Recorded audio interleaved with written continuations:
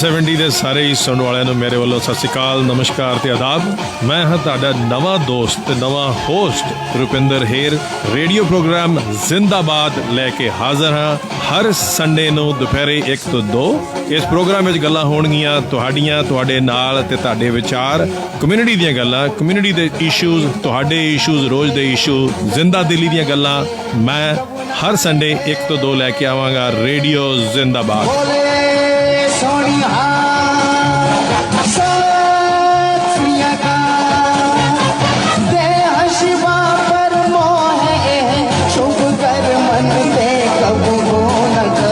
ਕੁਝ ਚੀਜ਼ਾਂ ਦੀ ਰਾਖੀ ਕਰਨਾ ਬਣਦੀ ਆ, ਲੋੜ ਵੀ ਹੈਗੀ। ਚੰਗਾ ਏਜੰਟ, ਵਧੀਆ service, the best rates, up to 80% discounts on car insurance। ਗੱਲ ਕੀ auto, home, life, trucking fleets and non-fleets, disability, group benefits, ਕਿੱਦਾਂ ਦੀ ਵੀ coverage ਲਵੋ। Armor ਚੇਤੇ ਰੱਖੋ, Armor Insurance is partners with leading Canadian insurance companies। 24/7 online quotes 2-3 ਮਿੰਟਾਂ ਵਿੱਚ ਲਵੋ। Armor Insurance Brokers 9054525127 905 452 51। ਚਲੋ ਜੀ, ਟੋਰਾਂਟੋ ਨੂੰ ਟੀਕਾਕਰਨ ਕਰੀਏ। ਆਪਣੀ ਵਾਰੀ ਆਉਣ ਤੇ ਕੋਵਿਡ ਦਾ ਟੀਕਾ ਜ਼ਰੂਰ ਲਗਵਾਓ।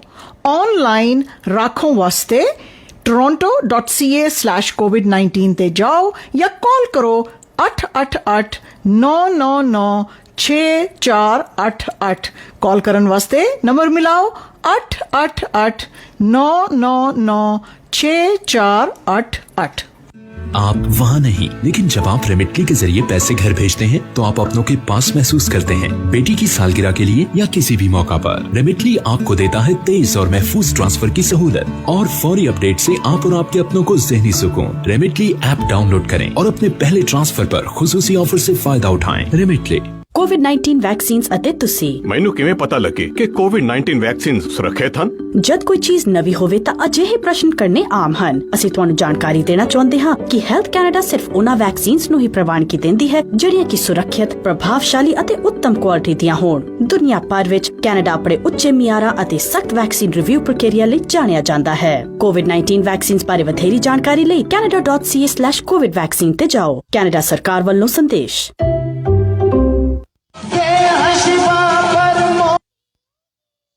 मामा ठंडियां छावा छावा कौन करेंगे, मामा ठंडियां छावा छावा कौन करे।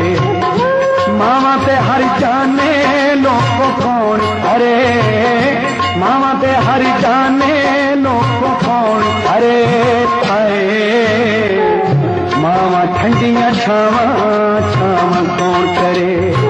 ओ मामा ठंडियां छावा छावा कौन करे।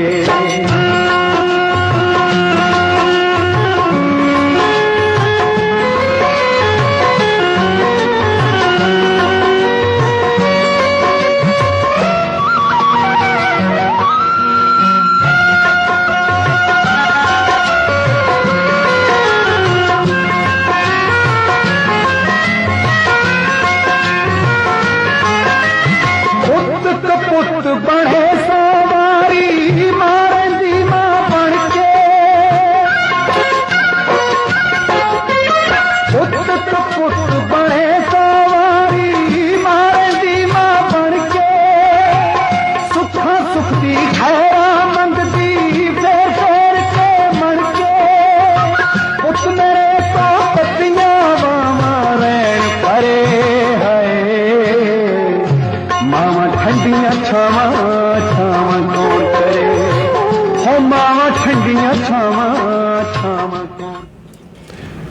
ਰੇਡੀਓ ਜ਼ਿੰਦਾਬਾਦ ਦੇ ਸਾਰੇ ਹੀ ਸੁਣਨ ਵਾਲਿਆਂ ਨੂੰ ਔਰ ਸਾਡੇ ਨਾਲ ਜਿੰਨੇ ਵੀ ਸਾਡੇ ਦੋਸਤ ਮਿੱਤਰ ਫੇਸਬੁੱਕ ਦੁਆਰਾ ਸਾਰੀ ਦੁਨੀਆ 'ਚ ਕਨੈਕਟਡ ਨੇ, ਉਹਨਾਂ ਸਾਰਿਆਂ ਨੂੰ ਬਹੁਤ ਬਹੁਤ ਮਦਰਸ ਡੇ ਦੀਆਂ ਬਹੁਤ ਬਹੁਤ ਵਧਾਈਆਂ। ਬਹੁਤ ਬਹੁਤ ਉਹਨਾਂ ਲਈ ਅਰਦਾਸਾਂ ਨੇ ਕਿ ਹਰ ਇੱਕ ਦੀ ਮਾਂ ਜਿਹੜੀ ਆ ਉਹ ਖੁਸ਼ ਰਹੇ, ਤੰਦਰੁਸਤ ਰਹੇ ਔਰ ਉਹਨੂੰ ਆਪਣੇ ਬੱਚਿਆਂ ਦਾ ਨਿੱਘਾ ਪਿਆਰ ਜਿਹੜਾ ਮਿਲਦਾ ਰਹੇ। ਔਰ ਇਹ ਇੱਕ ਖਾਸ ਦਿਨ ਹੈ ਜਦੋਂ ਤੁਸੀਂ ਐਕਨੋਲਜ ਕਰ ਸਕਦੇ ਹੋ ਕਿ ਤੁਸੀਂ ਇਸ ਦੁਨੀਆ 'ਚ ਅਗਰ ਆਏ ਹੋ ਤਾਂ ਕਿਸੇ ਨਾ ਕਿਸੇ ਮਾਂ ਦੇ ਪਿਆਰ ਬਦੌਲਤ ਆਏ ਹੋ। ਉਹਦੇ ਦੁੱਧ ਆ ਤੁਹਾਡੇ ਉੱਤੇ ਇੱਕ ਰਿਣ ਆ ਜਿਹੜਾ ਤੁਸੀਂ ਲਾਉਣਾ ਆ ਸਾਰੀ ਉਮਰ ਰਿਸਪੋਂਸੀਬਿਲਟੀਆਂ, ਜ਼ਿੰਮੇਵਾਰੀਆਂ ਨਿਭਾ ਕੇ। ਇਹ ਬਹੁਤ ਵੱਡਾ ਇੱਕ ਖਾਸ ਰਿਸ਼ਤਾ ਇਨਸਾਨ ਦੀ ਲਾਈਫ 'ਚ ਹੈ ਔਰ ਅੱਜ ਬੜਾ ਵਧੀਆ ਐਸਾ ਦਿਨ ਹੈ ਕਿ ਜਿੱਦਣ ਅਸੀਂ ਮਦਰਸ ਡੇ ਨੂੰ ਆਪਣੇ ਦਿਲੋਂ ਇੱਕ ਤਰ੍ਹਾਂ ਦੀ ਸ਼ਰਧਾਂਜਲੀ, ਇੱਕ ਤਰ੍ਹਾਂ ਦਾ ਪਿਆਰ, ਇੱਕ ਤਰ੍ਹਾਂ ਦਾ ਰਿਸਪੈਕਟ, ਇੱਕ ਰਿਮਾਈਂਡਰ ਹੈ ਕਿ ਤੁਸੀਂ ਯਾਦ ਕਰਨਾ। ਮਗਰ ਸਮਾਂ ਜਿਵੇਂ ਜਿਵੇਂ ਬਦਲ ਗਿਆ ਹੈ ਔਰ ਜਿਵੇਂ ਜਿਵੇਂ ਦੁਨੀਆ ਬਦਲਦੀ ਜਾ ਰਹੀ ਹੈ, ਰੋਲ ਜਿਹੜੇ ਆ ਉਹ ਵੀ ਬਦਲਦੇ ਜਾ ਰਹੇ ਨੇ। ਅੱਜ ਦੇ ਦਿਨ ਦੇ ਵਿੱਚ ਬਹੁਤ ਸਾਰੇ ਐਸੇ ਲੋਕ ਨੇ ਜਿਹੜੇ ਕਿ ਇਸ ਰੋਲ ਨੂੰ ਨਿਭਾ ਰਹੇ ਨੇ। ਬਹੁਤ ਸਾਰੇ ਐਸੇ ਪਿਤਾ ਜੀ ਨੇ, ਐਸੇ ਫਾਦਰ ਨੇ, ਐਸੇ ਪਿਓ ਨੇ ਜਿਹੜੇ ਕਿ ਈਕੁਅਲੀ ਵਧੀਆ ਰੋਲ ਜਿਹੜਾ ਆ ਬੱਚਿਆਂ ਦੀ ਲਾਈਫ 'ਚ ਨਿਭਾਉਂਦੇ ਨੇ, ਔਰ ਉਹ ਮਾਂ ਦਾ ਵੀ ਰੋਲ ਕਰਦੇ ਨੇ, ਪਿਓ ਦਾ ਵੀ ਰੋਲ ਕਰਦੇ ਨੇ। ਔਰ ਉਹਨਾਂ ਪਿਓਆਂ ਲਈ, ਉਹਨਾਂ ਫਾਦਰਸ ਲਈ ਵੀ ਅੱਜ ਦਾ ਮਦਰਸ ਡੇ ਓਨਾ ਹੀ ਮੁਬਾਰਕਬਾਦ ਹੈ। ਉਹ ਵੀ ਓਨੀ ਹੀ ਜਿਹੜੀ ਆ ਮਦਰਸ ਡੇ ਦੀਆਂ ਜਿਹੜੀਆਂ ਵਿਸ਼ਜ਼ ਨੇ ਉਹਦੇ ਹੱਕਦਾਰ ਨੇ, ਜੋ ਆਪਣੇ ਬੱਚਿਆਂ ਨੂੰ ਇੱਕ ਮਾਂ ਵਾਂਗ ਪਾਲਦੇ ਨੇ ਔਰ ਉਹਨਾਂ ਦੀ ਜ਼ਿੰਮੇਵਾਰੀ ਜਿਹੜੀ ਆ ਇੱਕ ਮਾਂ ਦੀ ਉਹ ਨਿਭਾਉਂਦੇ ਨੇ। ਕਿਉਂਕਿ ਜ਼ਮਾਨਾ ਜਿਹੜਾ ਆ ਉਹ ਬਦਲ ਚੁੱਕਿਆ ਹੈ, ਸੁਸਾਇਟੀ ਬਦਲ ਚੁੱਕੀ ਹੈ। ਇਸ ਕਰਕੇ ਹੁਣ ਰੋਲਸ ਜਿਹੜੇ ਨੇ ਉਹ ਜੈਂਡਰ ਬੇਸਡ ਨਹੀਂ ਰਹੇ। ਰੋਲ ਜਿਹੜੇ ਆ ਕੌਣ ਕਿੰਨੀ ਰਿਸਪੌਂਸਿਬਿਲਿਟੀ ਨਿਭਾਉਂਦਾ ਆ ਉਹਦੇ 'ਤੇ ਜਿਹੜੇ ਆ ਉਹ ਸਾਰਾ ਕੁਝ ਦਰੋਮਦਾਰ ਉਹਦੇ ਉੱਤੇ ਬਣ ਚੁੱਕਿਆ ਹੈ। ਨਾਲ ਹੀ ਇੱਥੇ ਇਹ ਵੀ ਹੈ ਕਿ ਬਹੁਤ ਸਾਰੇ ਅਸੀਂ ਭਰੂਣ ਹੱਤਿਆ ਵੇਖਦੇ ਹਾਂ, ਬਹੁਤ ਸਾਰੀਆਂ ਐਸੀਆਂ ਚੀਜ਼ਾਂ ਵੇਖਦੇ ਹਾਂ। ਉੱਥੇ ਇਹ ਵੀ ਯਾਦ ਕਰਾਉਣਾ ਬਹੁਤ ਜ਼ਰੂਰੀ ਹੈ ਕਿ ਸਿਰਫ ਬਾਇਓਲੋਜੀਕਲ ਇੱਕ ਮਾਂ ਜਾਂ ਇੱਕ ਮਾਂ ਬੱਚਾ ਪੈਦਾ ਕਰਨਾ ਮਾਂ ਨਹੀਂ ਬਣਦੀ। ਮਾਂ ਦਾ ਅਸਲੀ ਜਿਹੜਾ ਕੰਮ ਆ ਉਹ ਇੱਕ ਘਰ ਬਣਾਉਣਾ ਆ, ਬੱਚਿਆਂ ਨੂੰ ਰੇਜ਼ ਕਰਨਾ ਆ, ਬੱਚਿਆਂ ਨੂੰ ਜ਼ਿੰਦਗੀ ਐਸੀ ਦੇਣੀ ਆ, ਬੱਚਿਆਂ ਨੂੰ ਉਹ ਵਿਜ਼ਡਮ, ਉਹ ਸਮਝਦਾਰੀ ਦੇਣੀ ਆ ਕਿ ਆਉਣ ਵਾਲੀਆਂ ਪੀੜ੍ਹੀਆਂ ਜਿਹੜੀਆਂ ਨੇ ਉਹ ਉਸ ਸਿਖਲਾਈ ਦੇ, ਉਸ ਸਿਆਣਪ ਦੇ, ਉਸ ਵਿਜ਼ਡਮ ਦੇ ਨਾਲ ਜਿਹੜੀਆਂ ਨੇ ਉਹ ਅੱਗੇ ਚੱਲੀ ਜਾਣ। ਸਾਡੀ ਸੁਸਾਇਟੀ ਵਿੱਚ ਇੱਕ ਬੈਲੈਂਸ ਲਿਆਉਣ ਵਾਸਤੇ ਇੱਕ ਮਾਂ ਦਾ ਜਿਹੜਾ ਆ ਬਹੁਤ ਵੱਡਾ ਰੋਲ ਹੈ, ਰਿਸਪੌਂਸਿਬਲ ਰੋਲ ਹੈ। ਇਸ ਕਰਕੇ ਕਈ ਵਾਰ ਸਿਰਫ ਬੱਚਾ ਜੰਮਣ ਨਾਲ ਇੱਕ ਮਾਂ ਨਹੀਂ ਬਣਦੀ। ਬੱਚਾ ਜੰਮ ਕੇ ਅਨਾਥ ਆਸ਼ਰਮ 'ਚ ਵੀ ਮਾਵਾਂ ਹੀ ਭੇਜਦੀਆਂ ਨੇ। ਬਹੁਤ ਬੱਚਾ ਜੰਮ ਕੇ ਲਵਾਰਸ ਛੱਡਣਾ ਵੀ ਮਾਵਾਂ ਦਾ ਕੰਮ ਹੈ, ਉਹ ਵੀ ਮਾਵਾਂ ਸੀਗੀਆਂ। ਪਰ ਅਸੀਂ ਉਹਨਾਂ ਮਾਵਾਂ ਦੀ ਅੱਜ ਗੱਲ ਨਹੀਂ ਕਰ ਰਹੇ, ਅਸੀਂ ਮਾਂ ਉਸ ਦੀ ਗੱਲ ਕਰ ਰਹੇ ਹਾਂ। ਸ਼ਰਧਾਂਜਲੀਆਂ, ਵਿਸ਼ਜ਼ ਉਹਨਾਂ ਮਾਵਾਂ ਨੂੰ ਹੈ ਜਿਨ੍ਹਾਂ ਨੇ ਬੱਚਿਆਂ ਨੂੰ ਸਿਰਫ ਜੰਮਿਆ ਨਹੀਂ, ਉਹਨਾਂ ਨੂੰ ਪਾਲਿਆ, ਉਹਨਾਂ ਨੂੰ ਰੇਜ਼ ਕੀਤਾ, ਉਹਨਾਂ ਨੂੰ ਚੰਗੇ ਸੰਸਕਾਰ ਦਿੱਤੇ ਨੇ ਔਰ ਉਹਨਾਂ ਨੂੰ ਇੱਕ ਚੰਗਾ ਇਨਸਾਨ ਬਣਾਉਣ ਵਿੱਚ ਜਿਹੜਾ ਆ ਉਹ ਉਹਦਾ ਦੀ ਮਦਦ ਕੀਤੀ ਹੈ।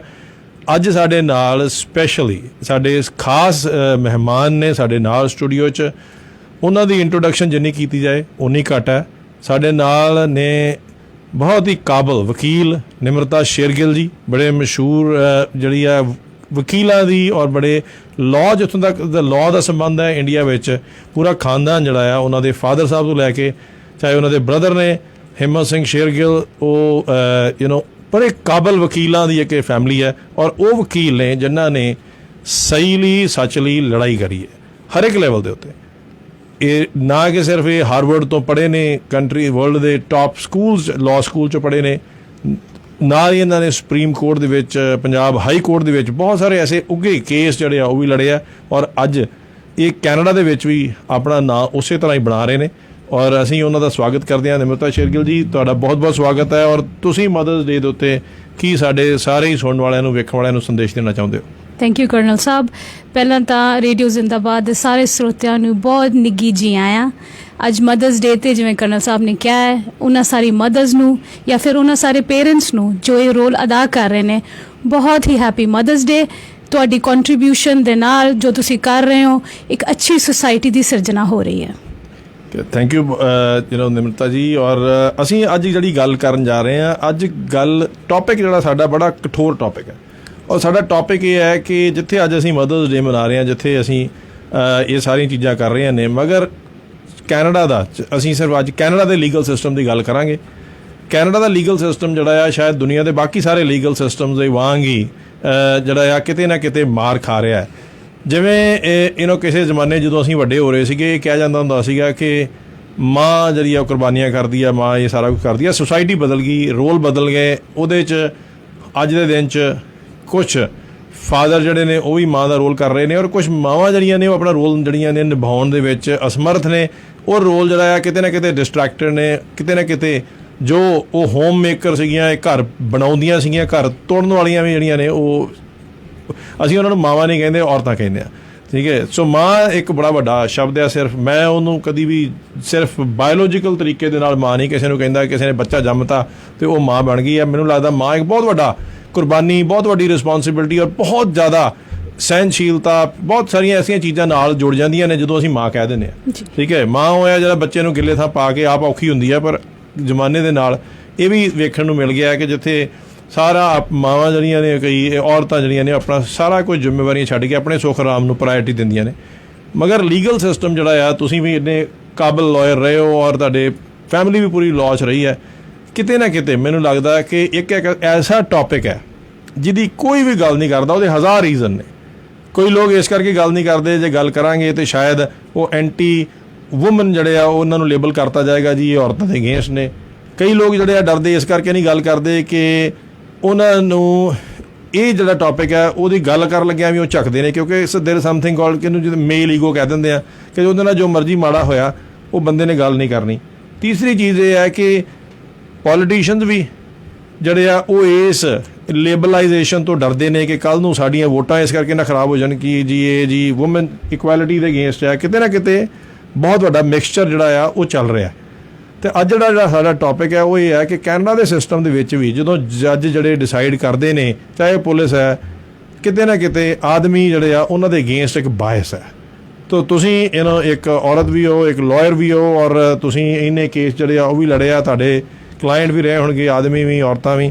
ਅਤੇ ਮੈਂ ਤੁਹਾਨੂੰ ਇਹ ਪੁੱਛਣਾ ਚਾਹੁੰਦਾ ਕਿ ਅੱਜ ਜਿਹੜਾ ਸਾਡਾ ਟੌਪਿਕ ਹੈ ਬਾਇਸ ਅਗੇਂਸਟ ਮੈਨ ਕੈਨੇਡੀਅਨ ਲੀਗਲ ਸਿਸਟਮ 'ਚ, ਅਤੇ ਤੁਸੀਂ ਇੰਡੀਆ 'ਚ ਵੀ ਬਹੁਤ ਪ੍ਰੈਕਟਿਸ ਕੀਤੀ ਹੈ, ਤੁਹਾਨੂੰ ਇਹ ਲੱਗਦਾ ਕਿ ਕਿਤੇ ਨਾ ਕਿਤੇ ਇਹ ਬਾਇਸ ਜਿਹੜੀ ਅਸੀਂ ਅੱਜ ਗੱਲ ਕਰ ਰਹੇ ਹਾਂ ਕਿਤੇ ਐਗਜ਼ਿਸਟ ਕਰਦਾ? ਸੋ ਕਰਨਲ ਸਾਹਿਬ, ਇਹਦੇ ਕਾਫੀ ਸਾਰੇ ਫੈਕਟਰਸ ਜੋ ਮੇਰੇ ਦਿਮਾਗ 'ਚ ਆਉਂਦੇ ਨੇ। ਫਸਟ ਆਫ ਆਲ, ਜੇ ਮੈਂ ਕੈਨੇਡਾ ਅਤੇ ਇੰਡੀਅਨ ਜੁਡੀਸ਼ੀਅਲ ਸਿਸਟਮ ਜਾਂ ਲੀਗਲ ਸਿਸਟਮ ਨੂੰ ਕੰਪੇਅਰ ਕਰਦੀ ਹਾਂ ਤਾਂ ਡੈਫੀਨੇਟਲੀ ਕੈਨੇਡੀਅਨ ਲੀਗਲ ਸਿਸਟਮ ਜ਼ਿਆਦਾ ਫਾਸਟ ਹੈਗਾ, ਜ਼ਿਆਦਾ ਸਪੀਡੀ ਹੈਗਾ, ਜ਼ਿਆਦਾ ਸੁਣਵਾਈ ਹੈਗੀ ਆ। ਸਾਡੇ ਇੰਡੀਆ ਦੇ ਵਿੱਚ ਕਾਫੀ ਬੈਕਲੌਗ ਚੱਲ ਰਿਹਾ। ਜਿਹੜੀ ਬਾਇਸ ਦੀ ਗੱਲ ਆ ਜਾਂਦੀ ਆ, ਉਹਦੇ 'ਚ 2-3 ਫੈਕਟਰਸ ਜਿਹੜੇ ਮੇਰੇ ਜ਼ਹਿਨ 'ਚ ਇਸ ਵੇਲੇ ਆਉਂਦੇ ਨੇ। First of all, large number, ਜਿਸ ਤਰ੍ਹਾਂ ਸਪੋਜ਼ਡਲੀ ਅਸੀਂ ਗੱਲ ਕਰਦੇ ਹਾਂ ਇੰਟੀਮੇਟ ਪਾਰਟਨਰ ਵਾਇਲੈਂਸ ਦੀ, ਜਿਹੜੀ ਡੋਮੈਸਟਿਕ ਅਬਿਊਜ਼ ਦਾ ਵੀ ਇੱਕ ਹਿੱਸਾ ਹੈਗਾ, ਤੇ 7 ਆਊਟ ਆਫ 10 ਆਰ ਵੂਮਨ ਜਿਹੜੇ ਕਿ ਇਹਦੇ ਵਿਕਟਮਸ ਨੇ। That having said, 3 out of 10 ਜਿਹੜੇ ਰਹਿ ਜਾਂਦੇ ਨੇ are men or they are other members of the society. So as a lawyer, since I have appeared for husbands and wives, men and women in family law, ਤਾਂ ਮੈਂ ਇਹ ਕਹਿਣਾ ਚਾਹੁੰਦੀ ਹਾਂ ਕਿ 7 out of 10 is a very unfortunate number.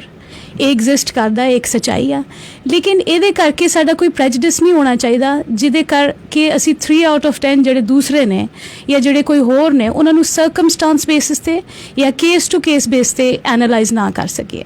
ਇੱਕ ਅੱਛੇ lawyer, ਇੱਕ ਅੱਛੇ ਲੀਗਲ ਸਿਸਟਮ, ਇੱਕ ਅੱਛੇ ਪਬਲਿਕ ਇੰਸਟੀਟਿਊਸ਼ਨ ਦੀ ਰਿਸਪੌਂਸਿਬਿਲਿਟੀ ਆ ਕਿ ਉਹ ਹਰ ਚੀਜ਼ ਨੂੰ ਬਿਲਕੁਲ ਅਨਬਾਇਸ ਹੋ ਕੇ ਉਸ ਕੇਸ ਦੇ ਸਾਰੇ ਐਵੀਡੈਂਸ ਨੂੰ ਦੇਖ ਕੇ, ਉਹਨਾਂ ਚੀਜ਼ਾਂ ਨੂੰ, ਉਹਨਾਂ ਹਾਲਾਤਾਂ ਨੂੰ ਦੇਖ ਕੇ, ਉਹਨਾਂ ਪਲੇਅਰਸ ਨੂੰ ਦੇਖ ਕੇ ਫਿਰ ਉਸ ਚੀਜ਼ ਦਾ ਅਲਟੀਮੇਟਲੀ ਡਿਸੀਜਨ ਲਏ। ਜੀ ਥੈਂਕ ਯੂ। ਅਸੀਂ ਆਪਣੇ ਸਟੂਡੀਓ ਦਾ ਨੰਬਰ ਜ਼ਰੂਰ ਦੇਣਾ ਚਾਹੁੰਦੇ ਹਾਂ, 416 620 1778 416-620-1778। ਅਗਰ ਕੋਈ ਵੀ ਆਦਮੀ ਜਿਹਦੇ ਨਾਲ ਕੋਈ ਵੀ ਇਨਸਾਫ ਦੇ ਵਿੱਚ ਧੱਕਾ ਹੋਇਆ, ਜਿੱਥੇ ਉਹਨੂੰ ਲੱਗਾ ਕਿ ਉਹਨੂੰ ਜਸਟਿਸ ਨਹੀਂ ਮਿਲਿਆ ਜਾਂ ਪੁਲਿਸ ਨੇ ਉਹਦੇ ਨਾਲ ਧੱਕਾ ਕੀਤਾ ਸਿਰਫ ਇਸ ਕਰਕੇ ਕਿ ਉਹ ਇੱਕ ਆਦਮੀ ਹੈ, ਤੇ ਉਹ ਸਾਨੂੰ ਕਾਲ ਕਰਕੇ ਆਪਣੀ ਜਿਹੜੀ ਆ ਕੋਈ ਗੱਲ ਸ਼ੇਅਰ ਵੀ ਕਰ ਸਕਦਾ। ਕਿਸੇ ਦਾ ਐਸਾ ਐਕਸਪੀਰੀਅੰਸ ਹੋਇਆ ਹੋਏ, ਕਿਸੇ ਦੀ ਫੈਮਿਲੀ 'ਚ ਇਸ ਤਰ੍ਹਾਂ ਦਾ ਐਕਸਪੀਰੀਅੰਸ ਹੋਇਆ ਹੋਏ, ਤਦ ਵੀ ਕਾਲ ਕਰਕੇ ਤੁਸੀਂ ਆਪਣੇ ਵਿਚਾਰ ਦੇ ਸਕਦੇ ਹੋ, ਕਿਉਂਕਿ ਅੱਜ ਦਾ ਸਾਡਾ ਜਿਹੜਾ ਟੌਪਿਕ ਹੈ ਉਹ ਐਸਾ ਟੌਪਿਕ ਹੈ ਜਿਹੜਾ ਅਕਸਰ ਜਿਹਦੇ 'ਤੇ ਗੱਲ ਨਹੀਂ ਹੁੰਦੀ। ਔਰ ਉਹ ਟੌਪਿਕ ਇਹ ਹੈ ਕਿ ਲੀਗਲ ਸਿਸਟਮ ਜਿਹੜਾ ਆ, ਚਾਹੇ ਪੁਲਿਸ ਹੈ ਕੈਨੇਡਾ ਦੇ ਵਿੱਚ, ਚਾਹੇ ਜੱਜ ਨੇ, ਕਿਤੇ ਨਾ ਕਿਤੇ ਉਹ ਆਦਮੀਆਂ ਦੇ ਨਾਲ ਕਿਤੇ ਨਾ ਕਿਤੇ ਉਹਨਾਂ ਦਾ ਬਾਇਸ ਹੈ, ਉਹਨਾਂ ਦਾ ਧੱਕਾ ਆ ਕਿ ਪਹਿਲਾਂ ਹੀ ਮਨ ਦੇ ਵਿੱਚ ਉਹ ਚੀਜ਼ਾਂ ਬਣੀਆਂ ਹੁੰਦੀਆਂ ਨੇ। ਮੈਂ ਤੁਹਾਨੂੰ ਨਿਮਰਤਾ ਜੀ ਇੱਕ ਸਵਾਲ ਪੁੱਛਣਾ ਚਾਹੁੰਦਾ। ਇੱਥੇ ਬਹੁਤ ਵਾਰੀ ਐਸੇ ਕੇਸ ਆਏ ਆ ਕਿ ਜੱਜ ਜਿਹੜੇ ਨੇ ਕਈ ਵਾਰ ਉਹ ਇਨਸਾਨ ਨੇ, ਠੀਕ ਹੈ, ਔਰ ਅਸੀਂ ਕਦੀ ਵੀ ਕਿਸੇ ਇਨਸਾਨ 'ਚੋਂ ਜੋ ਮਰਜ਼ੀ ਉਹ ਚਾਹੇ ਜੱਜ ਬਣ ਜਾਏ, ਚਾਹੇ ਪੁਲਿਸ ਵਾਲਾ ਬਣ ਜਾਏ, ਉਹਦੇ 'ਚੋਂ ਉਹ ਜਿਹੜਾ ਹਿਊਮਨ ਫੈਕਟਰ ਆ ਉਹਨੂੰ ਅਸੀਂ ਕੱਢ ਨਹੀਂ ਸਕਦੇ। ਸੋ ਕਈ ਵਾਰ ਤਾਂ ਇਹ ਕੇਸ ਵੀ ਆਏ ਨੇ। ਇਹ ਮੈਂ ਉਹ ਕੇਸਾਂ ਦੀ ਗੱਲ ਕਰ ਰਿਹਾ ਜਿਹੜੇ ਕਿ ਇੱਥੇ ਕਈ ਲਾਇਰਸ ਨਾਲ ਅੱਜ ਦੇ ਟੌਪਿਕ ਤੋਂ ਪਹਿਲਾਂ ਮੈਂ ਤਿਆਰੀ ਕਰਕੇ ਆਇਆ। ਮੈਂ ਗੱਲ ਜਦੋਂ ਕੀਤੀ ਆ ਉਹ ਕਲੀਅਰਲੀ ਕਹਿੰਦੇ ਵੀ ਸਾਨੂੰ ਬਹੁਤ ਈਜ਼ੀ ਹੈ ਕੋਈ ਅਗਰ ਲੇਡੀ ਦਾ ਕੇਸ ਲੜਨਾ ਇੱਥੇ, ਪਰ ਬਹੁਤ ਡਿਫਿਕਲਟ ਹੋ ਜਾਂਦਾ ਜਦੋਂ ਆਦਮੀ ਦਾ ਕੇਸ ਹੁੰਦਾ ਆ। ਉਹਦਾ ਰੀਜ਼ਨ ਇਹ ਹੈ ਕਿ ਜੱਜ ਜਿਹੜੇ ਨੇ, ਜੇ ਕਿਸੇ ਦੀ ਕੋਈ ਬੇਟੀ ਆ, ਪਹਿਲਾਂ ਉਹਨਾਂ ਦੇ ਇਹ ਵਿਚਾਰ ਸਿੰਪੈਥੈਟਿਕ ਵਿਚਾਰ ਆ ਜਾਂਦਾ ਹੈ ਕਿ ਬਈ ਵੇਖੋ ਮੇਰੀ ਵੀ ਇੱਕ ਬੇਟੀ ਆ, ਸ਼ਾਇਦ ਇਹ ਜਿਹੜੀ ਜੋ ਸਟੋਰੀ ਔਰਤ ਇੱਕ ਦੱਸ ਰਹੀ ਹੈ ਉਹ ਸਹੀ ਹੈ। ਦੂਸਰੇ ਤੌਰ ਤੇ ਉਹਨਾਂ ਦੇ ਉੱਤੇ ਇਹ ਵੀ ਪ੍ਰੈਸ਼ਰ ਹੈ ਜਿਹੜਾ ਉਹਨਾਂ ਨੇ ਆਫ ਦਾ ਰੈਕਡ ਐਕਸੈਪਟ ਕਰਦੇ ਆ ਕਿ ਸਾਡੇ ਤੇ ਵੀ ਪ੍ਰੈਸ਼ਰ ਰਹਿੰਦਾ ਹੈ ਕਿ ਜੇ ਅਸੀਂ ਕੋਈ ਹਾਰਸ਼ ਜਿਹੜੀ ਆ ਜੱਜਮੈਂਟ ਪਾਸ ਕਰਤੀ ਜਿਹੜੀ ਕਿ ਇੱਕ ਔਰਤ ਦੇ ਅਗੇਂਸਟ ਹੋਏ, ਆਦਮੀ ਦੀ ਫੇਵਰ 'ਚ ਹੋਏ, ਤੇ ਸਾਨੂੰ ਉਹਦੇ ਉੱਤੇ ਵੀ ਜਿਹੜਾ ਆ ਸਵਾਲ ਕਈ ਵਾਰ ਖੜੇ ਹੋ ਜਾਂਦੇ ਆ ਸਾਡੇ ਉੱਤੇ। ਉਸ ਚੀਜ਼ ਤੋਂ ਵੀ ਸਾਨੂੰ ਆਪਣੇ ਆਪ ਨੂੰ ਬਚਾਉਣਾ ਪੈਂਦਾ, ਖਾਸ ਤੌਰ ਤੇ ਜੇ ਜੱਜ ਜਿਹੜਾ ਆ ਉਹ ਮੇਲ ਹੈ, ਠੀਕ ਹੈ। ਤੇ ਤੁਹਾਡਾ ਤੁਸੀਂ ਇੰਡੀਆ 'ਚ ਵੀ ਇਹ ਚੀਜ਼ ਵੇਖੀ ਹੈ, ਕਿਤੇ ਲੱਗਦਾ ਹੈ ਕਿ ਹਿਊਮਨ ਫੈਕਟਰ ਸੇਮ ਹੈ, ਚਾਹੇ ਕੈਨੇਡਾ ਹੋਏ ਚਾਹੇ ਇੰਡੀਆ ਹੋਏ, ਇਹ ਕਦੀ ਇਹ ਫੈਕਟਰ ਕਾਊਂਟ ਕਰਦੇ ਆ ਜਦੋਂ ਜੱਜ ਕੋਈ ਫੈਸਲੇ ਦਿੰਦੇ ਆ?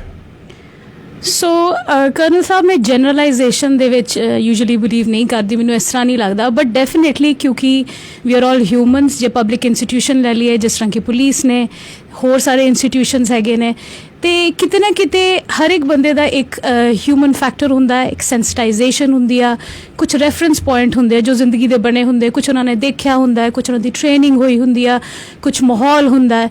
ਸੋ ਡੈਫੀਨੇਟਲੀ ਇਹ ਫੈਕਟਰਸ ਕਿਤੇ ਨਾ ਕਿਤੇ there is a high probability affect ਕਰ ਸਕਦੇ ਆ। ਇਹਦੇ ਵਾਸਤੇ ਬਹੁਤ ਜ਼ਰੂਰਤ ਹੈ ਕਿ ਪੂਰੀ ਇਹਦੀ ਸਕਰੂਟਨੀ ਹੋਈ ਜਾਏ ਤੇ ਇਹਦੀ ਪੂਰੀ ਟ੍ਰੇਨਿੰਗ ਦਿੱਤੀ ਜਾਏ ਕਿ every case has to be done in a very unbias, in a very neutral way, ਕਿ ਤੁਸੀਂ ਹਰ ਚੀਜ਼ ਨੂੰ ਇੱਕ ਕੇਸ ਟੂ ਕੇਸ ਬੇਸਿਸ ਤੇ ਦੇਖਣਾ ਹੈ। So there is a high probability, but definitely ਮੈਨੂੰ ਲੱਗਦਾ ਜਿਸ ਤਰ੍ਹਾਂ ਪਬਲਿਕ ਇੰਸਟੀਟਿਊਸ਼ਨ ਨੂੰ ਪੁਲਿਸਿੰਗ ਲੈ ਲਓ, ਤੇ ਪੁਲਿਸਿੰਗ ਦੇ ਵਿੱਚ ਇਹ ਟ੍ਰੇਨਿੰਗ ਹੋਣੀ ਚਾਹੀਦੀ ਕਿ ਤੁਹਾਡਾ ਐਵੀਡੈਂਸ ਜਿਹੜਾ ਹੈਗਾ ਉਹ ਕਲੀਅਰ ਹੋਣਾ ਚਾਹੀਦਾ ਹੈ, ਜੋ ਤੁਸੀਂ ਦੇਖ ਰਹੇ ਹੋ, ਜੋ ਤੁਸੀਂ ਕਲੈਕਟ ਕਰ ਰਹੇ ਹੋ, ਸਹੀ ਹੋਣਾ ਚਾਹੀਦਾ ਹੈ। ਕਿਉਂਕਿ ਕੱਲ੍ਹ ਨੂੰ ਜਦੋਂ ਉਹੀ ਚੀਜ਼ਾਂ ਕੋਰਟਸ ਜਾਂਦੀਆਂ ਨੇ ਤੇ ਕੋਰਟਸ ਦੇ ਵਿੱਚ ਜੋ ਵੀ ਐਵੀਡੈਂਸ ਹੋਏਗਾ, ਜੋ ਵੀ ਸਟੇਟਮੈਂਟਸ ਹੋਣਗੀਆਂ ਉਹ ਦਿੱਤੀਆਂ ਜਾਣਗੀਆਂ, ਤੇ ਜੇ ਉਹ ਬੁਰੇ ਤਰੀਕੇ ਨਾਲ ਜਾਂ ਉਹ ਇੱਕ ਬਾਇਸ ਤਰੀਕੇ ਨਾਲ ਇਕੱਠੀਆਂ ਹੋਈਆਂ ਨੇ, ਮੈਂ ਖਾਲੀ ਐਗਜ਼ਾਮਪਲ ਦੇ ਰਹੀ ਹਾਂ, ਆਈ ਐਮ ਨਾਟ ਅਲੈਜਿੰਗ ਐਨੀਥਿੰਗ, ਤੇ ਫਿਰ ਉਹਦੇ ਨਾਲ ਕੀ ਹੁੰਦਾ ਕਿ ਸਾਰਾ ਜੁਡੀਸ਼ੀਅਲ ਸਿਸਟਮ ਫਿਰ A to Z ਤੱਕ ਥੋੜ੍ਹਾ ਜਿਹਾ ਅਪਸੈਟ ਹੋ ਜਾਂਦਾ ਹੈ। ਸੋ ਇਸ ਕਰਕੇ ਇਹਨਾਂ ਚੀਜ਼ਾਂ ਦੀ ਬੜੀ ਜ਼ਰੂਰਤ ਹੈਗੀ ਹੈ ਦੇਖਣ ਦੀ। ਤੇ ਹੁਣ ਮੈਂ ਲਾਈਵ ਕੇਸ ਦੱਸ ਰਿਹਾ। ਦੇਖੋ, ਲਾਈਵ ਕੇਸ ਇਹ ਹੈ ਕਿ ਇਹ ਕੇਸ ਜਿਹੜਾ ਆ ਕਿ ਜੇ ਇੱਕ ਆਦਮੀ 911 ਨੂੰ ਕਾਲ ਕਰਕੇ ਇਹ ਕਹਿੰਦਾ ਹੈ ਕਿ ਜੀ ਮੇਰੇ ਨਾਲ ਡੋਮੈਸਟਿਕ ਵਾਇਲੈਂਸ ਹੋ ਰਹੀ ਹੈ, ਫੋਰ ਐਗਜ਼ਾਮਪਲ, ਉਹ ਡੋਮੈਸਟਿਕ ਵਾਇਲੈਂਸ ਜਿਹੜੀ ਹੈ, ਤੁਸੀਂ ਤਾਂ ਲਾਇਰ ਹੋ, ਜ਼ਰੂਰੀ ਨਹੀਂ ਵੀ ਫਿਜ਼ੀਕਲ ਵਾਇਲੈਂਸ ਹੋ ਰਹੀ ਹੋਵੇ, ਕਿਸੇ ਬੰਦੇ ਨੂੰ ਤੁਸੀਂ ਗਾਲਾਂ ਕੱਢ ਰਹੇ ਹੋ, ਕਿਸੇ ਨੂੰ ਤੁਸੀਂ ਗੱਲਾਂ ਕਰਕੇ ਉਹਨੂੰ ਲਗਾਤਾਰ ਮੈਂਟਲ ਪ੍ਰੈਸ਼ਰ ਦੇ ਰਹੇ ਹੋ, ਵੀ ਇੱਕ ਡੋਮੈਸਟਿਕ ਵਾਇਲੈਂਸ ਹੈ। ਸੋ ਇੱਥੇ ਜਿਹੜੀ ਪੁਲਿਸ ਆ ਉਹ ਐਕਸ਼ਨ ਨਹੀਂ ਲੈਂਦੀ, ਇਹ ਫੈਕਟ ਹੈ। ਉਹ ਜਿਹੜੇ ਆ ਉਹ ਆ ਕੇ ਕਿਸੇ ਔਰਤ ਨੂੰ ਹੱਥਕੜੀ ਨਹੀਂ ਲਾਉਣਗੇ, ਕਿਉਂਕਿ ਇੱਕ ਤਰ੍ਹਾਂ ਦਾ ਬਾਇਸ ਬਣਿਆ ਹੋਇਆ, ਇੱਕ ਤਰ੍ਹਾਂ ਦਾ ਇੱਕ ਧਾਰਨਾ ਬਣੀ ਹੋਈ ਹੈ ਕਿ ਵਾਇਲੈਂਸ ਜਿਹੜੀ ਆ ਸਿਰਫ ਆਦਮੀ ਹੀ ਕਰਦੇ ਆ।